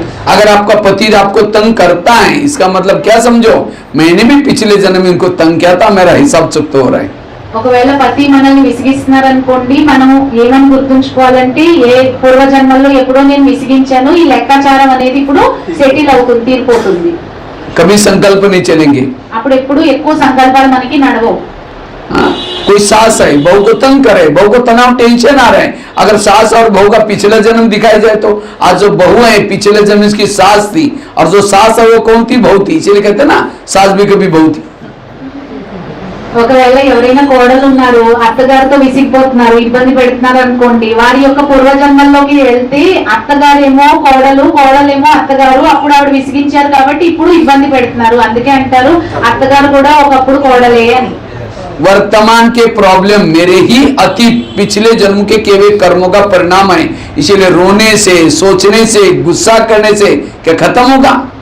వర్తమాన సమయంలో ఏవైతే ప్రాబ్లమ్స్, ఇబ్బందులు ఉన్నాయో నేను పూర్వజన్మల్లో చేసినటువంటి కర్మల యొక్క పరిణామము, అందుకని ఇప్పుడు మనం ఏడవడంతో లేదా కోపడడంతో లేదా ఆలోచించడంతో అవి సమాప్తం అవుతాయా ఏంటి?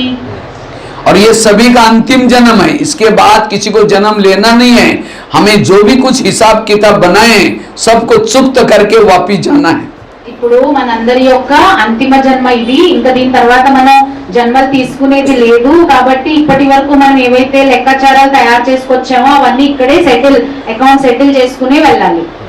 हिसाब चुप्त करने के 3 तरीके, योग लगा करके वो भी नहीं तो दूसरा सहन करके वो भी नहीं तो धर्मराजपुरी में डंडे, अर्थात विनाश काल के समय जो तकलीफ होगी उससे भी हमारा विनाश विकर्म खत्म होंगे।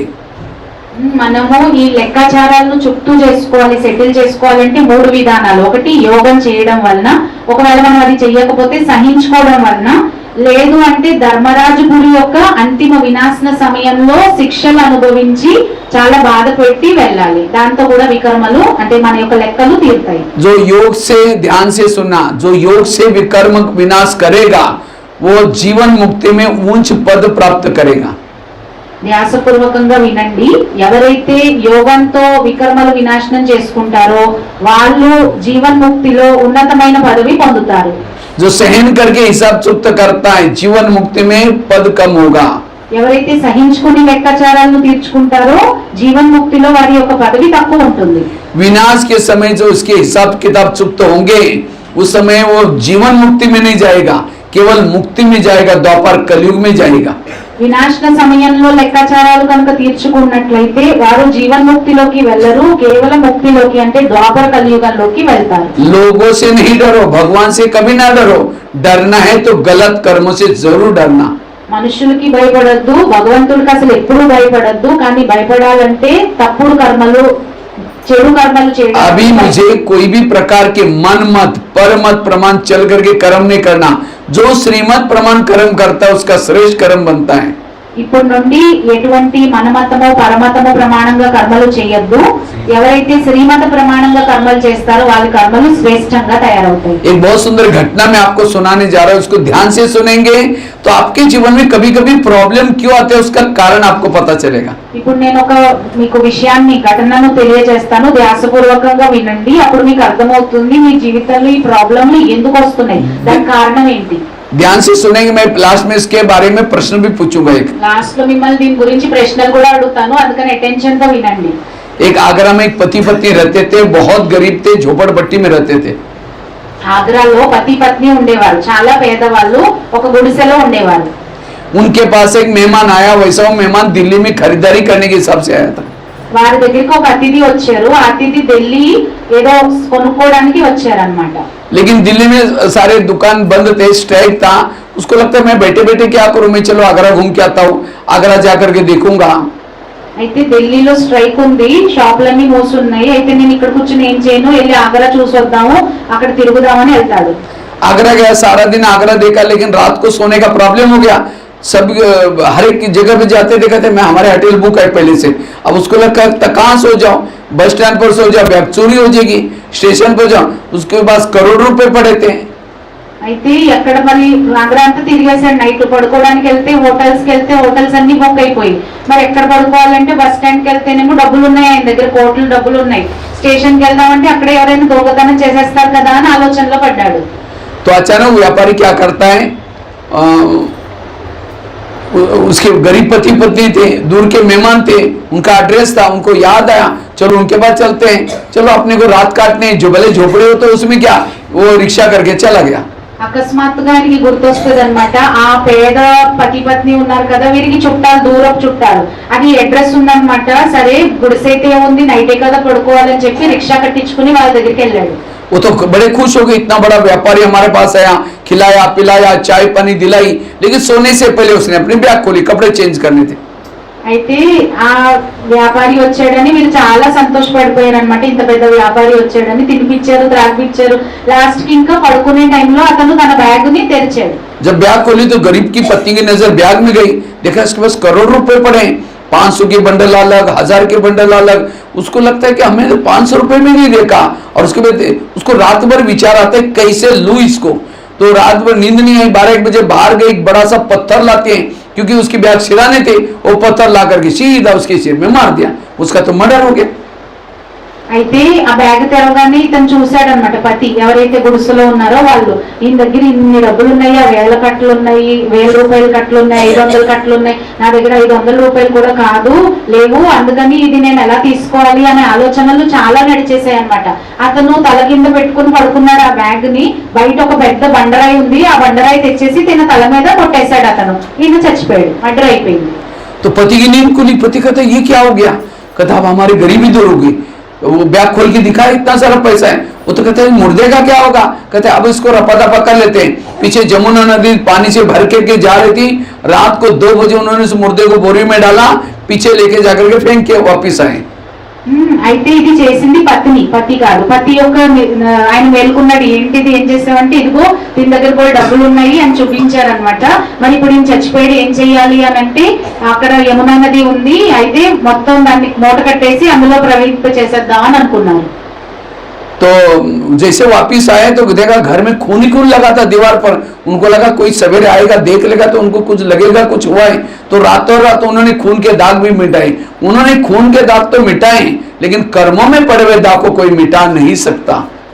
అతన్ని అలా వేసేసారు, అయిపోయింది. ఇంటికి వస్తే మొత్తం చుట్టూ రక్తం రక్తం ఉంది. మరి ఎవరైనా ఉదయం 2 అయింది ఆ టైంకి, మరి ఉదయం వస్తే ఎలాగా అని చెప్పి ఆ రక్తపు దాగులన్నీ కూడా చెరిపేశారనమాట. అయితే వాళ్ళు రక్తపు మచ్చలు దాగులైతే చెరిపారు, కానీ కర్మల యొక్క మచ్చలు దాగులు ఎలా చెరపగలరు. उन्होंने उसी पैसे से एक प्लॉट लिया, मकान बनाया, दुकान खोला, गहने बनाई, गाड़ी खरीदी. उनकी गरीबी दूर हो गई, लेकिन उनको कोई बच्चे नहीं थे. दोनों पति पत्नी थे. వాళ్ళు ఆ డబ్బుతో పెద్ద ఇల్లు కొనుక్కున్నారు, షాప్ కొనుక్కున్నారు, రకరకాల ఆభరణాలు కొనుక్కున్నారు, గాడి అన్ని కొనుక్కున్నారు, చాలా ధనవంతులు అయిపోయారు. అయితే పతి పత్ని ఉండేవారు, వారికి పిల్లలు ఎవరు లేరు. तो कुछ समय के बाद एक बच्चा भी पैदा हुआ. एक ही था, इसलिए खिलाया पिलाया, उसको कलेक्टर बनना जितना पढ़ाया. ఒకే అబ్బాయి కొంత టైం తర్వాత పుట్టాడు. ఒక అబ్బాయే కాబట్టి తనని చక్కగా పెంచారు, తినిపించారు, త్రాగించారు. ఆ అబ్బాయి కలెక్టర్ చదువు చదివించారు, దానికి మొత్తం డబ్బు ఖర్చు పెట్టారు. लेकिन अचानक उस बच्चे को टाइफाइड हो गया. उनको लगता है इस बच्चे को कुछ ना हो जाए, अभी कलेक्टर ज्वाइन करना है नौकरी. तो उसको बड़े से हॉस्पिटल में इलाज किया, बहुत खर्चा हुआ, बनाए थे गहने बेचे, बच्चे का इलाज किया, बच्चा ठीक नहीं हुआ. ఆ అబ్బాయికి టైఫాయిడ్ వచ్చిందనమాట. ఇంకా కలెక్టర్ జాబ్ లో జాయిన్ అవ్వలేదు. సరే అని చెప్పి హాస్పిటల్లో పెట్టారు. పెడితే వాళ్ళ దగ్గర ఉన్నటువంటి ఆభరణాలు మొత్తం డబ్బంతా ఆ జబ్బు వైద్యం చేయడానికి ఖర్చు అయిపోయింది. उन्होंने क्या किया, जो दुकान चालू किया उसको भी बंद किया और बड़े हॉस्पिटल में दिखाया, तो भी बच्चा ठीक नहीं हुआ. అయినా అబ్బాయి బాగా అవ్వలేదన్నమాట. తర్వాత ఆ షాప్ ఉంది కదా, అది కూడా అమ్మేశారు, మొత్తం ధనం ఖర్చు పెట్టారు, పెద్ద హాస్పిటల్లో చూపించారు, అయినా ఆ రోగం తగ్గలేదు. उन्होंने क्या किया, जो गाड़ी ली तो उसको भी बेच दिया, सारा पैसा डॉक्टर को दिया, बच्चे का इलाज किया. ఆ అబ్బాయికి వైద్యం చేయాలని కారు ఏవైతే ఉన్నాయో గాడీలు అవి కూడా అమ్మేశారనమాట. డబ్బంతా అలా ఉపయోగించారు. लास्ट में मकान भी बेचा, झोपड़पट्टी में चले गए. उनको लगता है बच्चा ठीक हो जाएगा, दोबारा गाड़ी लेंगे, गहने लेंगे, सब कुछ लेंगे.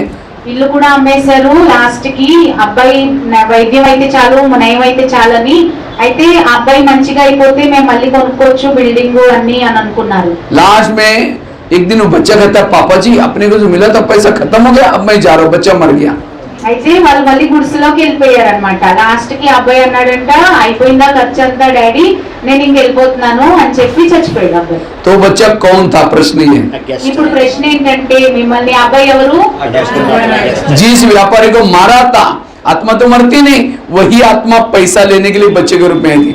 ये है कर्मों का डंडा, ये है ऊपर वाले का डंडा. ఆ వ్యాపారిని చంపారు కదా, మరి ఆత్మ చచ్చిపోదు కదా, ఆ వ్యాపారియే మళ్ళీ అబ్బాయిగా పుట్టి మొత్తం అంతా తీసేసుకున్నాడు. అందుకే కర్మల గతిని గుర్తుంచుకోవాలి మనం. तो ये मैंने आप लोगों को क्यों सुनाया, आज माँ बाप ने होटल नहीं देखा, पैसा इकट्ठा किया, और बच्चा कोई ऐसा पैदा हुआ गलत संगत में जा रहे, पैसा लुटा रहे, माँ बाप को टेंशन आ रहे. वो बच्चा कौन है, आपके पिछले जन्मों का हिसाब वाला है. ఈ రోజుల్లో ఈ విషయం మీకు ఎందుకు చెప్పానంటే, చూడండి ఈ రోజుల్లో అమ్మ నాన్న హోటల్కి వెళ్ళరు, డబ్బు ఒక్కొక్క పైసా పైసా పొదుపు చేస్తారు, కానీ వాళ్ళకి ఎలాంటి అబ్బాయి పుడతాడంటే మొత్తం ధనవంతం పోగొడతాడు. ఈ అబ్బాయి ఎవరు? మీ కర్మల లెక్క బట్టి మీకు మళ్ళీ పుట్టారు అని. अजीज ज्ञान की कमी के कारण आज हम कहते ये ऐसा होता है, ये ऐसा करता है, ये क्यों करता है। इसलिए सारे प्रश्न का जवाब भाई ये कर्म। भले कलयुग कहीं कहते हमारे घर के पास इतना भ्रष्ट व्यक्ति है, इतना गलत काम करे, भगवान उसका घर भरा है। जो घर भरा है पिछले अच्छे कर्मों का है, अब गलत काम करा है उसका फल भी उसको मिलेगा। అందుకని ఇది ఎందుకు ఇలా జరుగుతుంది, అదెందుకు ఇలా జరుగుతుంది, ఇలా ఎందుకైంది, అలా ఎందుకైందని మనం ఆలోచించకూడదు. ఒక్కొక్కసారి మనకు ఆలోచన నడుస్తుంది అనమాట. ఆ వ్యక్తి అన్ని చెట్టు కర్మలు చేస్తున్నాడు, అయినా సరే మంచి ఇల్లు కట్టుకుని ఉన్నాడు. ఇల్లు బాగా కట్టుకుని మంచి ధనం ఉంది అంటే అది పూర్వజన్మల యొక్క మంచి కర్మకి ఫలము. అయితే ఇప్పుడు చేస్తున్నటువంటి కర్మలకి మళ్ళీ ఫలం తప్పకుండా వస్తుంది. कोई कहते हम ओम शांति में जाते हैं, ब्रह्मा कुमारी में जाते हैं, तो भी हमारे जीवन में ऐसा क्यों? ओम शांति में कब से आ रहे? 1 साल 2 साल 10 साल 20 साल पिछले जन्म में थे ओम शांति में। इसलिए आगे चल करके बहुत ऐसी ब्राह्मण के सामने बातें आएगी, लेकिन कभी भी हमें इस कर्म गति को याद करके स्थिर रहो, कभी भी टेंशन में नहीं आओ। इसलिए संकल्प को बचाओ। చాలా మంది ఏం ప్రశ్న అడుగుతారంటే మేము ఓం శాంతికి వస్తున్నాం, బ్రహ్మకుమారిస్కి వస్తున్నాం, అయినా మాకు ఎందుకు ఇలా జరుగుతున్నాయి అంటే, మీరు ఓం శాంతికి బ్రహ్మకుమారిస్కి ఎప్పుడు నుండి వస్తున్నారు? 1 సంవత్సరం 2 సంవత్సరాలు లేదా 10 సంవత్సరాలు. పూర్వజన్మలో మీరు ఏమైనా ఓం శాంతికి బ్రహ్మకుమారిస్కి వెళ్ళారా? వెళ్ళలేదు కదా. కాబట్టి ఇప్పుడు బ్రాహ్మణుల ఎదురుగా అనేక సమస్యలు, అనేక ఏవైనా విషయాలు వస్తాయి, కానీ ఎప్పుడు కూడా మనం స్థిరంగా ఉండాలి, టెన్షన్ లో రాకూడదు. కర్మల యొక్క గుహ్య గతిని గుర్తుంచుకోవాలి, పూర్వజన్మల కర్మ ఫలం అని. इसलिए कर्म गति को याद रखने से संकल्प नहीं चलेंगे। కర్మల యొక్క గతిని మనము గుర్తుంచుకుంటే మనకి ఎక్కువ సంకల్పాలు అనేవి నడవవు. एक तो ड्रामा की बात बताई कर्म गति, और एक सुनाऊं मैं? రెండు చెప్పారు ఇప్పటికి. वैसे तो मेरे पास 5 बातें थी, अगर 5 बातें सुनेगा आपके सारे संकल्प दिमाग हल्का ही हो जाएगा, लेकिन अभी तो टाइम का ही है।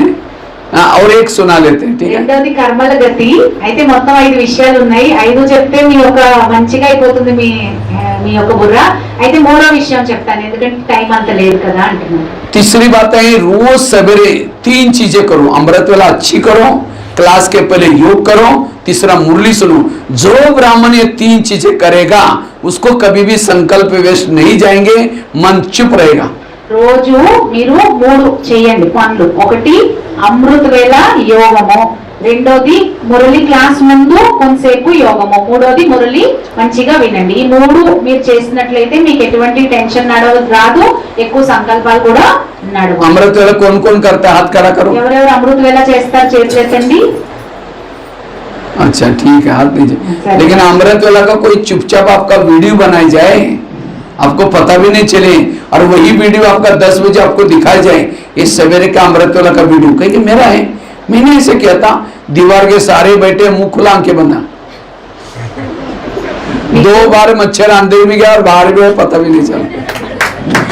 మీకు అమృత వేళ వీడియో తీసి ఎవరు చెప్పకుండా 10ంటికి చూపిస్తే నేను ఇలా చేశానా, ఇప్పుడు చూపించారు కదా, అలా ఉంటామంట. గోడకేసుకుని నిద్రపోతూ ఉంటామంట, లోపల దోమలిపోతుంటే వచ్చేస్తుంటే 2 సార్లు తెలియని కూడా తెలియదంట. इसीलिए बेहोश स्थिति वो अमृत थोड़ी अच्छी हो, हाँ वो उसके संकल्प चलेंगे। इसीलिए होश में बैठो। हाँ कोई घर में मेहमान बुलाओ, मेहमान आने से पहले कुंडी लगा करके सो जाओ। वो बेल बजा रहे, घंटी बजा रहे, दरवाजा नहीं खोलो, उनको कैसे लगेगा इनके काम के लिए मुझे बुलाया और ये तो दरवाजा बंद किया, चला जाएगा। फिर फोन करो, क्या बात आप आए नहीं? कहेगा मैं आया था, बेल बजाई थी, घंटी बजाई थी, आपने दरवाजा नहीं खोला। हाँ फिर प्लीज आओ, फिर आया, फिर दरवाजा बंद किया, तीसरी बार फिर कौन कहेगा कभी नहीं आऊंगा। అందుకని అమృత వేళ స్పృహలో ఉండండి. మనం స్పృహ లేకుండా నిద్రపోతూ ఉంటే సంకల్పాలు మనకి ఎక్కువగా నడుస్తూ ఉంటాయి. ఉదాహరణకి ఇప్పుడు మన ఇంటికి ఎవరైనా చుట్టాలు రావాలి, మనం మన పనుండి పిలిచాం, అయితే మనం తలుపు వేసేసుకుని పడుకున్నామంట. పడుకున్న తర్వాత ఆయన బెల్ కొట్టాడంట, అయినా తెరవలేదంట. అలా 2-3 సార్లు కొట్టినా తెరవలేదు, వెళ్ళిపోయాడంట. వెళ్ళిపోయాక మళ్ళీ ఫోన్ చేశామంట, మీరు రాలేదు అంటే నేను వచ్చాను, మీరు తలుపు తీయలేదన్నారు. మళ్ళీ రమ్మన్నా కూర్చుంటే మళ్ళీ వచ్చేడానే వెళ్ళిపోయాడు. అలా చేస్తే बाबा को निमंत्रण देंगे, मीठे बाबा, प्यारे बाबा, आप आ जाओ, हम आपसे बातें करनी है, बातें करनी है। अब उसको तो बुलाया, दरवाजे खिड़की, तेरे द्वार खड़ा भगवान भगत भरली झोल। అయితే ఆ చుట్టాలు వచ్చారు కానీ వెళ్ళిపోయారు కదా. అలానే అమృత వేళ కూడా మనం బాబా, మధురమైన బాబా, ప్రియమైన బాబా, నువ్వు రా అని పిలుస్తున్నావంట.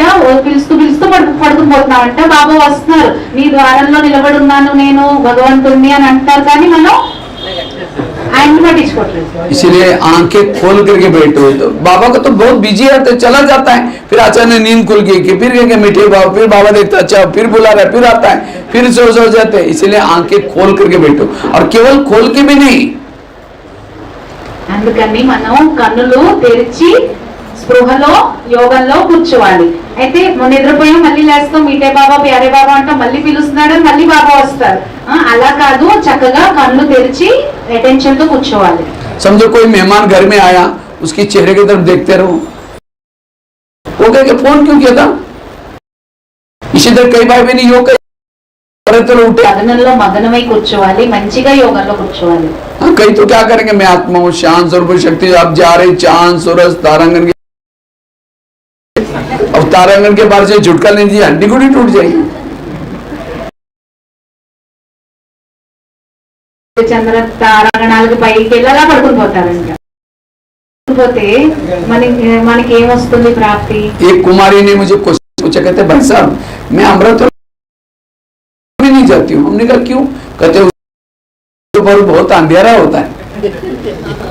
ఒక కుమారి ప్రశ్న అడిగాడంట, నేను అమృత కానీ నేను అన్నారు.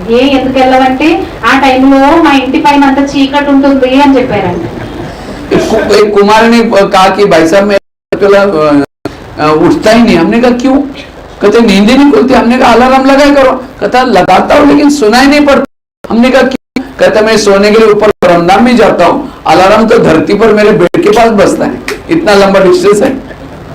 ఒక కుమారుడు అడిగారంట, నేను అమృత వేళ లేవట్లేదు అంటే ఎందుకు లేవలేకపోతున్నాను అన్నారు. సరే అలారం పెట్టుకో అన్నారంట.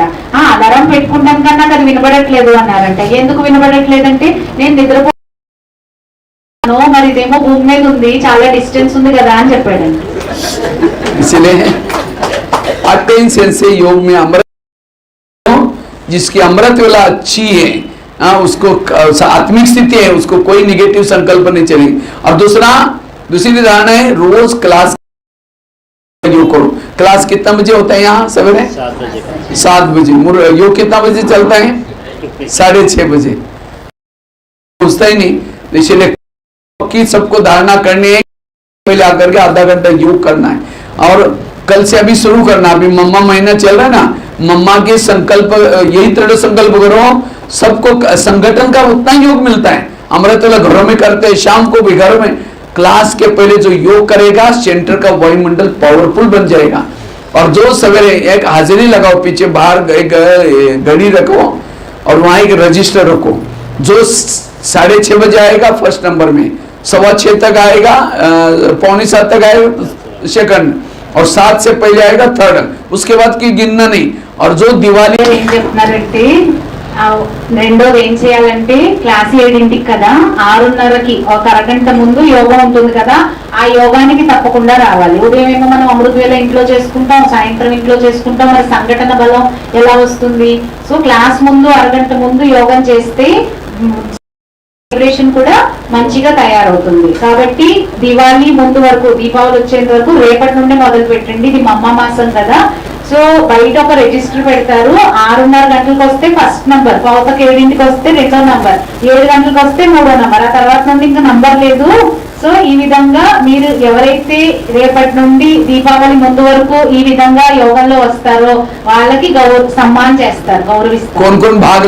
ఎవరెవరు చేస్తారు ఈ విధంగా? చేతులు ఎత్తమంటున్నారు.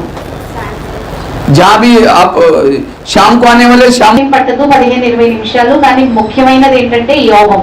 वो भी विधि पूर्वक, ऐसा नहीं कई तो योग लगाने के लिए आ रहे हैं, आते आते रास्ते में देखे बहुत अच्छा सब्जी वाला झोला थैला तो लाए नहीं, सब्जी कैसे जाओ, फिर कहे छोड़ो कोई बात नहीं, मैं आत्मा हूँ शांत, झोला तो होगा ही, मैं आत्मा हूँ शांत। फिर सोचेगी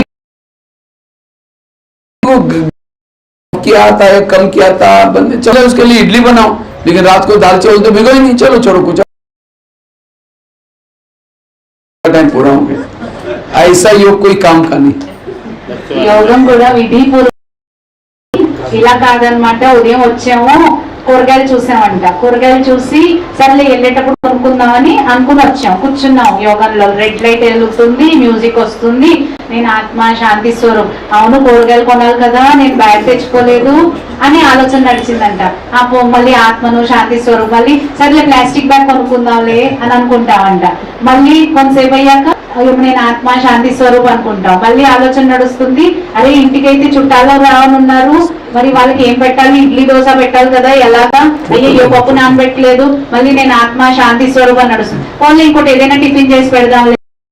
इसी तरह योग ज्ञान का बीज डालना है, पहले हल चलाओ आधा घंटे का योग। और तीसरी बात है रोज की मुरली सेंटर पर सुनने की आदत डालो। ఒక ఏదైనా పొలం భూమిని దున్నడం అన్నమాట. మూడో విషయం ఏంటంటే రోజు మురళి అనేది సెంటర్ కి వచ్చి మనం వినాలి. आजकल कईयों को ऑनलाइन में सुनने की माया लगी है, जो मुरली ऑनलाइन से सुनेंगे उनकी पूजा भी ऑनलाइन से हो जाएगी। ఈ రోజుల్లో చాలా మందికి ఆన్లైన్ లో మురళి వినేటట్టు పూజ కూడా ఆన్లైన్ లోనే జరుగుతుంది. भगत मंदिर ऑनलाइन में लड्डू चढ़ेगा, भोग हो गए। आगे चल करके त्रेतायु को मैं प्रबंध करूंगा, केवल 9 लाख क्लास के रेगुलर स्टूडेंट बनाओ, त्रेता को मैं प्रबंध आगे चल कर। अभी बाबा ने क्या क्या एक 5-6 साल से पढ़ेंगे, त्रेतायु वाले ऑनलाइन में पढ़ेंगे। దాది వారు బాబాని ఒక ప్రశ్న అడిగారు, డైమండ్ హాల్ తర్వాత డైనింగ్ హాల్ ఇవన్నీ మరి వాళ్ళంత మంది ఉండాలి, తర్వాత నేను వాళ్ళకి అయితే మనం చూస్తున్నాం 5-6 వాట్సాప్ ఫేస్బుక్ లో అవేకనింగ్ టీవీ కదా, ఇవన్నీ ఎవరికంటే త్రేతాయుగంలో వచ్చే వాళ్ళ కోసము, కానీ మీరు సతయుగం కోసం ఏర్పాటు చేశారంట, బాలయుగంలోకి వస్తారు. सतयुग वाला बैठे रो भी रहे, राम को याद भी कर रहे हैं। ऑनलाइन वाला अकेला बैठा है घर में, समस्या है, प्रॉब्लम है, संस्कार नहीं बदल रहे, रो भी रहे, मुरली भी सुन रहे हैं, बाबा को याद भी कर रहे हैं। और गोप गोपिका राशि इसलिए यहाँ आकर के सुनने की आदत डाल। మనం ఇక్కడికి వచ్చి మురళి వినే అలవాటు చేసుకోవాలి. ఎందుకు అంటే చూడండి, సతయుగంలో కృష్ణుడు ఉన్నారు, చుట్టూ గోప గోపికలు రాస చేస్తున్నారు చాలా సంతోషంగా, కానీ రకాల సమస్యలు ఉన్నాయి, ఒకవైపు ఉన్నారు, ఇంకోవైపు మురళి వింటూ ఉన్నారు అంటండి. అందుకని మనం అలవాటు చేసుకోవాలి, ఇక్కడికి వచ్చి మురళి వినాలి. द्रोणाचार्य के पास गया, कहते मुझे नंबर 1 चाहिए। कहा कि तुम्हारा गुरु कौन है? कहते आप ही मेरे गुरु है, तुम मेरे पास कभी आए ही नहीं, चलो मैं दिखाता हूँ। जंगल में लेके गए, पुतला दिखाया, देखो आपका ही पुतला है, आप ही मेरे गुरु हैं। तो भी नंबर 1 नहीं दिया, क्यों? अर्जुन सामने सिखाता, वो पुतले के सामने। ये फेसबुक, व्हाट्सएप, यूट्यूब क्या है? पुतला है, उसमें बैठ करके शिवानी बहन के क्लासेस, महारथी के क्लासेस होंगे, होशियार तो बनेंगे। नंबर మహారథుల క్లాసులు, శివాని అక్క క్లాసులు ఇవన్నీ వినేసి తెలివైన వారిగా వాళ్ళే అయిపోతున్నాం, కానీ నంబర్ 1 లోకి వెళ్ళలేము. बच्चे स्कूल में जाते सवेरे शाम, आप भी यहाँ क्लास में आओ, भले यूट्यूब मना नहीं है, लेकिन क्या करो यहाँ आने के बाद भले दोबारा सुनो, लेकिन याद रखना आजकल यूट्यूब घुसी है, अलग अलग ग्रुप, मेरे मम्मा आ गई, जैसे ग्रुप भाई बहने भावना खराब हो गई। बाबा कभी कहते थे आगे चल के ब्राह्मणों का सब यूट्यूब, और हमारे संस्कार तो कम नहीं हुए, उस क्रोध के तो वायुमंडल है इसके अंदर। एक फिल्म देखी बाबा ने तो कहाँ पहुंच गए।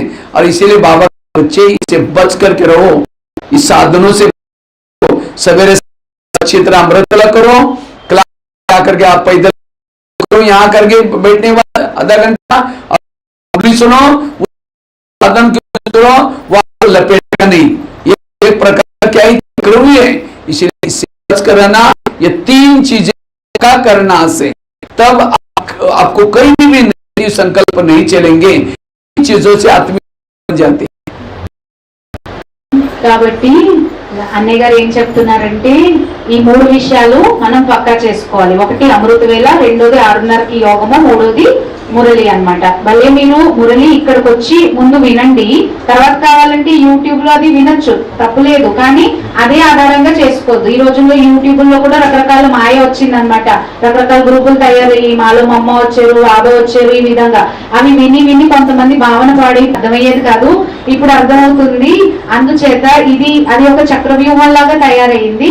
అందుకని ఈ 3 మనం పక్కా చేసుకుని, ఏవైతే 3 విషయాలు చెప్పారో, తర్వాత మళ్ళీ ఇంకా ఎక్కువ కావాలి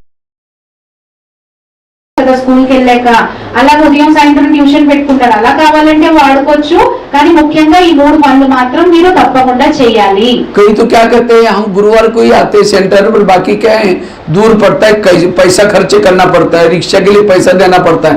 आज बच्चे इधर रहते हैं और स्कूल अच्छे हैं तो यहाँ पूरा सिटी क्रॉस करके वहां पढ़ने के लिए जाते हैं. एक जन्म की पाई पैसे की कमाई, और यहाँ तो 21 जन्म सोने चहल मिलने वाले हैं. अगर पैसा डालेंगे तो कमाई कितनी हो जाएगी. एक मुरली की कीमत कितना है, इसलिए भले पैसा डालेंगे तो भी कोई बात नहीं, आपको प्राप्ति कितना है. इसलिए कभी भी यहाँ सेंटर पर आना मिस नहीं करना है. చాలా మంది అంటారు మేము గురువారం ఒక రోజే వస్తాం క్లాస్ కి, ఎందుకు అంటే డబ్బులు ఖర్చు అవుతాయి కదా ఆటో రిక్షాకి, అందుకని దూరం మా ఇల్లు అని అంటారు. మరి ఈ రోజుల్లో మనం చూస్తాం పిల్లలు ఒక మూల ఉంటారు, సిటీ మొత్తం క్రాస్ చేసి ఎక్కడో దూరం ఉంటుంది స్కూల్, అయినా సరే వెళ్తారు. ఒక జన్మ పైసా సంపాదన కోసం అంత డబ్బు ఖర్చు పెడుతున్నారు. ఇక్కడేమో మనకి బంగారు వెండి మహల్స్ అన్ని వస్తాయి, దీనికోసం ఎంత ఖర్చు పెడితే ఏముంది, ఎన్నో జన్మల యొక్క సంపాదన కలుగుతుంది. కాబట్టి మురళి తప్పకుండా మనం రోజు వచ్చి ఈ స్కూల్లో చదువుకోవాలి. एक लास्ट में एक स्टोरी सुना करके मैं पूरा करता हूँ. ये 3 बातों का कितना महत्व है जो आपकी सारी समस्याओं का समाधान करेगा. 1-2 महिलाएं थी, एक रहती थी 2 मंजिल पर, दूसरी रहती थी नीचे के मंजिल पर. जो 2 मंजिल वाली महिला रोज अपने घर के खिड़की से पड़ोसनी के छत पर देखती है, तो पड़ोसनी के छत पर वो कपड़े सुखाते हैं, उसके कपड़े देकर के पति को बुलाते हैं, कहते इसको कोई अक्ल नहीं, कितने गंदे कपड़े हैं, कितने मैले हैं, पता नहीं क्या साबुन लगाते हैं, जाओ पूछ के आओ. पति कुछ नहीं बोलता. रोज बुला करके दिखाते हैं, इनकी दिनचर्या थी, पति कुछ नहीं बोलता. లాస్ట్ కి నేను ఒక స్టోరీ చెప్పి ఆపేస్తాను. 2 మహిళలు ఉన్నారు, ఒకళ్ళేమో 2వ ఫ్లోర్ లో ఉంటారన్నమాట, ఒకళ్ళేమో కింద ఉంటారు. అయితే ఈ 2వ ఫ్లోర్ లో ఉండే మహిళ ఎదురు బిల్డింగ్ లో ఉంటారు కదా, వాళ్ళు ఉతికినటువంటి బట్టలు చూస్తారనమాట, ఎప్పుడు మురిగ్గానే ఉంటాయంట. ఈ రోజు ఫస్ట్ డే చూసి పతితో అంటారంట, ఆవిడకి బట్టలు ఉతకడం రాగా, అంత మురిగ్గా ఉతుక్కుంది, ఏ సబ్బుతో ఉతుకుతుందో నువ్వు వెళ్ళి కనుక్కునిరా అని అంటారంట. ఆ పతి ఏం మాట్లాడరంటండి. एक दिन जब उसने उसी खिड़की से देखा तो पड़ोसी के कपड़े अच्छे दिखने लगे. फिर पति को बुलाते, पता है आज इसको कैसे अक्ल लगी, कितना अच्छा धुलाई किया, लगता है साबुन बदली गया, सर को जाओ पूछ के आओ. पति धीरे से मुस्कुराता और कहता है आज सवेरे सवेरे मैंने अपने घर की खिड़की के कांच साफ किए, शीशे साफ किए. రోజు ఇది ఒక దినచర్య లాగా అయిపోయింది. ఆవిడ రోజు అలాగే అనేదంట మురిగ్గా ఉంది అని. ఒక రోజు ఏమైందంటే ఆవిడ కిటికీ నుండి చూస్తే చక్కగా కనబడుతున్నాయి, బట్టలు బాగా ఉతికింది, రోజు తెల్లగా ఉన్నాయి. ఆ పతితో అంటదంటే నువ్వు వెళ్ళి కనుక్కున్నా ఏ సర్ఫో ఏ సబ్బుతోనో ఉతికిందో అంటే ఆ పతి నవ్వుతాడంట. నవ్వి చెప్తాడంట ఈ రోజు నేను మన ఇంటి ఒక కిటికీని శుభ్రం చేశాను అని చెప్పాడంట. दोष किसका है, पड़ोसनी का है या खुद का है, खुद का दोष है. इसी तरह जिस दिन सेंटर पर नहीं आएंगे, मुरली नहीं सुनेंगे, अमृत वाला नहीं करेंगे, क्लास के पहले योग नहीं करेंगे, आपकी बुद्धि रूपी खिड़की गंदी होगी और उसी से जिसको भी देखेंगे सब गलत नजर आएंगे. फिर कहेंगे इसको सुधरना चाहिए, इसको बदलना चाहिए, ऐसा है वैसा है, संकल्प चलने का कारण. इसीलिए रोज अपनी खिड़की को साफ करो. అందుకని మనం ఏం చేయాలి అంటే రోజు మురళి వినడానికి రావాలి. మనం మురళి వినలేదనుకోండి ఏమవుతుంది, మన బుద్ధి రూపీ కిటికీ మురికిగా అయిపోతుంది అనమాట. అప్పుడు మనం ఇతరుల్లో దోషాలు చూస్తాం. మనలో లోపం ఎవరిలో ఉంది, మనలో. కానీ మనం ఇతరుల యొక్క దోషాలు చూసి వాళ్ళు ఇలా ఉన్నారు, వీళ్ళు ఇలా ఉన్నారు, వీళ్ళు ఇలా చేస్తున్నారు, వాళ్ళు అలా చేస్తున్నారు, ఈ విధంగా మనకి ఎక్కువ సంకల్పాలు నడుస్తాయి. అందుకని బుద్ధి రూపీ కిటికీని శుభ్రం చేయాలంటే దానికి ఆధారం, తక్కువ సంకల్పాలు నడిపించాలంటే దానికి ఆధారం మురళి. तो कौन कौन खिड़की साफ करता है, हाथ खड़ा करो. ఎవరెవరు కిటికీని రోజు శుభ్రం చేసుకుంటారు? कहीं ऐसे ऐसे करे खिड़की मतलब घर की नहीं. हाँ हाथ नीचे करो. मैं पिछले 6 महीना पहले नेपाल में गया था, तो वहां मेरे 3 दिन की भट्टी थी. मैं पहले दिन यही बात सुनाई खिड़की वाली, दूसरे दिन 2-4 माता क्लास में आई नहीं, तीसरे दिन आई. बहनों ने कहा कल इतनी अच्छी भट्टी थी क्यों नहीं आए थे. कहा कि परसों भैया ने कहा ना खिड़कियां साफ करो, कल हम सारा दिन खिड़कियां साफ करने में लगे. నేపాల్లో 3 రోజులు బట్టికి వెళ్ళారంట అన్నయ్య గారు. అయితే ఫస్ట్ డే ఈ విషయమే చెప్పారంట. చెప్తే మాటలు బాగా వచ్చారంట. 2వ రోజు రాలేదంట, 3వ రోజు వచ్చారంట. అప్పుడు అక్కయ్యలు అడిగారంట, అయ్యో నిన్న ఇంత మంచి బట్టి జరిగింది మీరు రాలేదే అంటే, అన్నయ్య గారు చెప్పారు కదా కిటికీని శుభ్రం చేయమని, మేము నిన్నంతా ఇంట్లో కిటికీని శుభ్రం చేస్తూ కూర్చున్నాం అన్నారు. कभी कभी हम ज्ञान को भी उल्टा ले लेते हैं. ఈ విధంగా జ్ఞానాన్ని ఒక్కొక్కసారి మనం ఉల్టాగా తీసుకుంటాం. ఆ స్థూల కిటికీలు కాదు, బుద్ధి అనే కిటికీ. एक भाई ज्ञान में आता था 1 साल से, तो एक बार होटल में गया और 1 किलो समोसा मंगाया। समोसा तो जानते हैं ना, मैदे को बेल करके आलू भरते हैं। 1 किलो समोसा मंगाया, मैदे का छिलका ऊपर का फेंकता है, मसाला खाता है। तो मैनेजर ने बोला तो मसाले मैदा पसंद नहीं करते? कहता पसंद तो करता हूँ, लेकिन आजकल मैं ब्रह्मा कुमारी आश्रम में जाता हूँ। उन्होंने कहा कि बाहर का नहीं खाना है, इसलिए बाहर का निकाल करके अंदर का खाना है। ఒకసారి ఒక అన్నయ్య గారంట హోటల్కి వెళ్ళారంట. అయితే 1 year నుండి బ్రహ్మకుమారి ఆశ్రమంలోకి వస్తున్నారు. అయితే హోటల్లో 1 kg సమోసాలు తెప్పించారంట. సమోసా తెలుసు కదా, ఆయన ఏం చేస్తున్నారంటే బయటదంతా ఒలిచేసి మైదాలు ఉంటుంది కదా, లోపల మసాలా తింటున్నారంట. అప్పుడు అన్నయ్య గారు అడిగారంట, మీరు మైదా తినరా అంటే తింటాను, మరి ఎందుకు ఇది పడేస్తున్నారంటే బ్రహ్మకుమారిస్ లో చెప్పారు బయట తినకూడదని, అందుకని బయట తినట్లేదు లోపల తింటున్నానని చెప్పారు. इसलिए होटल पर बोर्ड लिखा है, क्या लिखा है? होटल, हो सके तो यहाँ से टल निकल जा। హోటల్ అంటే అర్థం ఏంటంటే బోర్డు, హోటల్ అంటే మీకు వీలైతే ఇక్కడ నుండి పారిపోండి అని అర్థం. क्या आज भक्ति कोई गलत नहीं, हमने अर्थ जैसे लक्ष्मी घर में आने के लिए क्या करते हैं? क्या करते हैं? एक तो सफाई करते हैं और क्या करते हैं? दीपक जलाते हैं। पूरा घर में लाइटिंग लगाते। क्यों? लक्ष्मी। अब दीपक जलाने से लक्ष्मी कैसी आएगी? लक्ष्मी का वाहन है उल्लू, उल्लू को लाइट में दिखता ही नहीं, फिर पटाखा बजेगा, उल्लू घबरा करके कहो चला जाएगा। तो कौन सी लाइटिंग? आत्मा का दीपक जलाओ, सफाई कौन सी करो? मन के अंदर जो ईर्ष्या कहा कुछ किया, इसलिए रोज खिड़की को साफ करो। अगर ये 3 चीजें करेंगे तो आपको कभी भी व्यर्थ नहीं चाहिए। तो 3 बातें बताई। एक तो पहला ड्रामा की बात बताई, दूसरी बात बताई कर्मों की गुई गति, और तीसरी बताई रोज ही खिड़की के साफ करना। अगर ये 3 बातें भी करेंगे आप संकल्पों को बचा सकेंगे।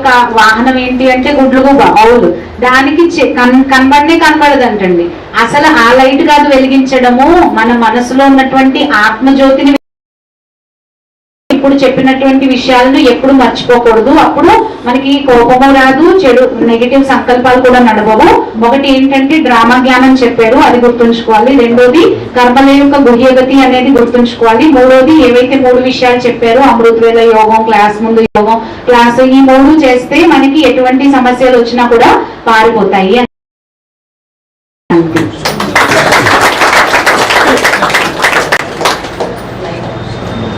ठीक है, तो मजा आई। देखो ड्रामा अनुसार अचानक बातें 5 थी, 5-6, लेकिन अभी समय का ये है, इसलिए यहीं पूरा करेंगे। और कल से फिर योग में कितना बजे आएंगे? प्रैक्टिकल करेंगे इनको, केवल सुनना तक नहीं। कल से 6:30 बजे सबको बिल्कुल क्लास के पहले योग मिस नहीं करना। मैं कोई सेंटर पर गया था, उन्होंने कहा कि हमारे यहाँ 6:30 बजे होते हैं हमारा मेन दरवाजा बंद कर लेते हैं, कोई उसके बाद कोई एंट्री नहीं। जो भी लेट आएगा उसको अलग से हॉल में हम माइक रखा है, वहीं से सुन के जाएंगे, क्लास में एंट्री नहीं है। प्रिंस प्रिंसेस का कॉलेज है, थोड़ा सा अटेंड, 1.5 घंटे की पढ़ाई है, और उसमें भी अगर मिस करेंगे तो, इसीलिए अच्छी तरह 3 बातें करेंगे तो भी आना मेरा सफल हो जाएगा। ठीक है, ओम शांति। మీ అందరికీ ఆనందం కలిగిందా ఈ మాటలు విని అని అడుగుతున్నారు అన్నయ్య గారు. మజా ఆయా బోల్తే. అయితే ఇప్పుడు అచానక్ గా అకస్మాత్తుగా నేను రావడం జరిగింది. మరి మీరు రేపటి నుండి ప్రాక్టికల్ గా ఇప్పుడు ఏదైతే చెప్పారో అది చెయ్యాలి. 6:30 గంటలు ఇక్కడ 1:30 చదువే, అరగంట యోగం, 1 గంట మురళి, ఈ మాత్రం మనం చేయలేమా? మరి ఒక చోటంట బ్రహ్మకుమారి సంస్థలోనో ఒక సెంటర్ లో ఏంటంటే 6:30 గంటలకి మెయిన్ దర్వాజా డోర్లన్నీ వేసేస్తారంట. ఇంకా తర్వాత వచ్చిన వాళ్ళకి వేరే రూమ్ లో మైక్ లో వినాలంటండి మురళి. ఎందుకంటే ఇదేమన్నా మామూలు యూనివర్సిటీ, ఇది ప్రిన్సెస్ కాలేజ్, మరి అలా అవ్వాలంటే మనం పాటించాలి కదా. मैं महाराष्ट्र से 11 साल तक मैं स्कूल भी नहीं गया था। 11 साल के बाद स्कूल में गए, घर वालों ने मना किया जाने के लिए, तो मैं रद्दी से डायरी लाता था, पानी से धुलाई करके फिर लिखता था। एक दिन आया रद्दी में मुझे किताब मिला ब्रह्मा कुमारी का, और तब से मैंने सेंटर पर और किताब में मंगवाई, सेंटर पर जाना शुरू किया। जब मैं सेंटर पर पाठशाला में आया था तो पता चला कि साल से इस ब्रह्मा कुमारी संस्था चल रही, तो मैंने सोचा कितना लोग आगे गए होंगे, तो मुझे भी क्या करना है, उनके तक जाना है। सवेरे भी क्लास करता था, शाम भी करता था, और ये करके देखो आज इंडिया बुक ऑफ रिकॉर्ड में भी नाम दर्ज है, काफी सारे स्कूल कॉलेज में भी। అన్నయ్య గారు వారి కోసం వారే సంక్షిప్తంగా పరిచయం ఇచ్చారు. నా శరీరం యొక్క పేరు భగవాన్ భాయ్ అంటున్నారు. నేను మహారాష్ట్రలో పుట్టాను. లో 11 ఇయర్స్ వరకు ఏమీ చదువుకోలేదు, స్కూల్ అది చదివించలేదు. ఆ తర్వాత నేను చదువుకోవాలి అని నాకు ఇంట్రెస్ట్ కలిగింది. అప్పుడు ఇవి ఉంటాయి కదా చెత్త కాగితాలు బుక్స్, అందులో బ్రహ్మకుమారీస్ యొక్క బుక్ దొరికి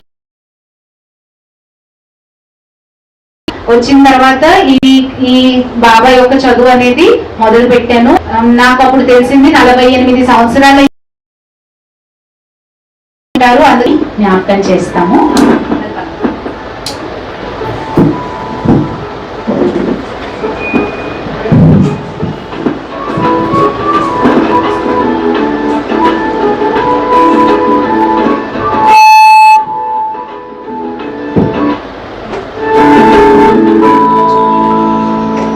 कभी सोचा नहीं था भगवान मिलेगा, स्वर्ग से भी सुंदर संसार मिलेगा।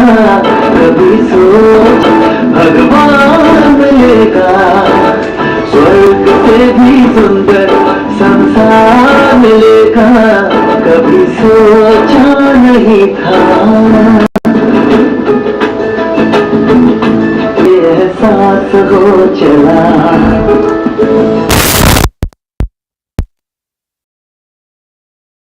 हर दम चला गया मिला मीठा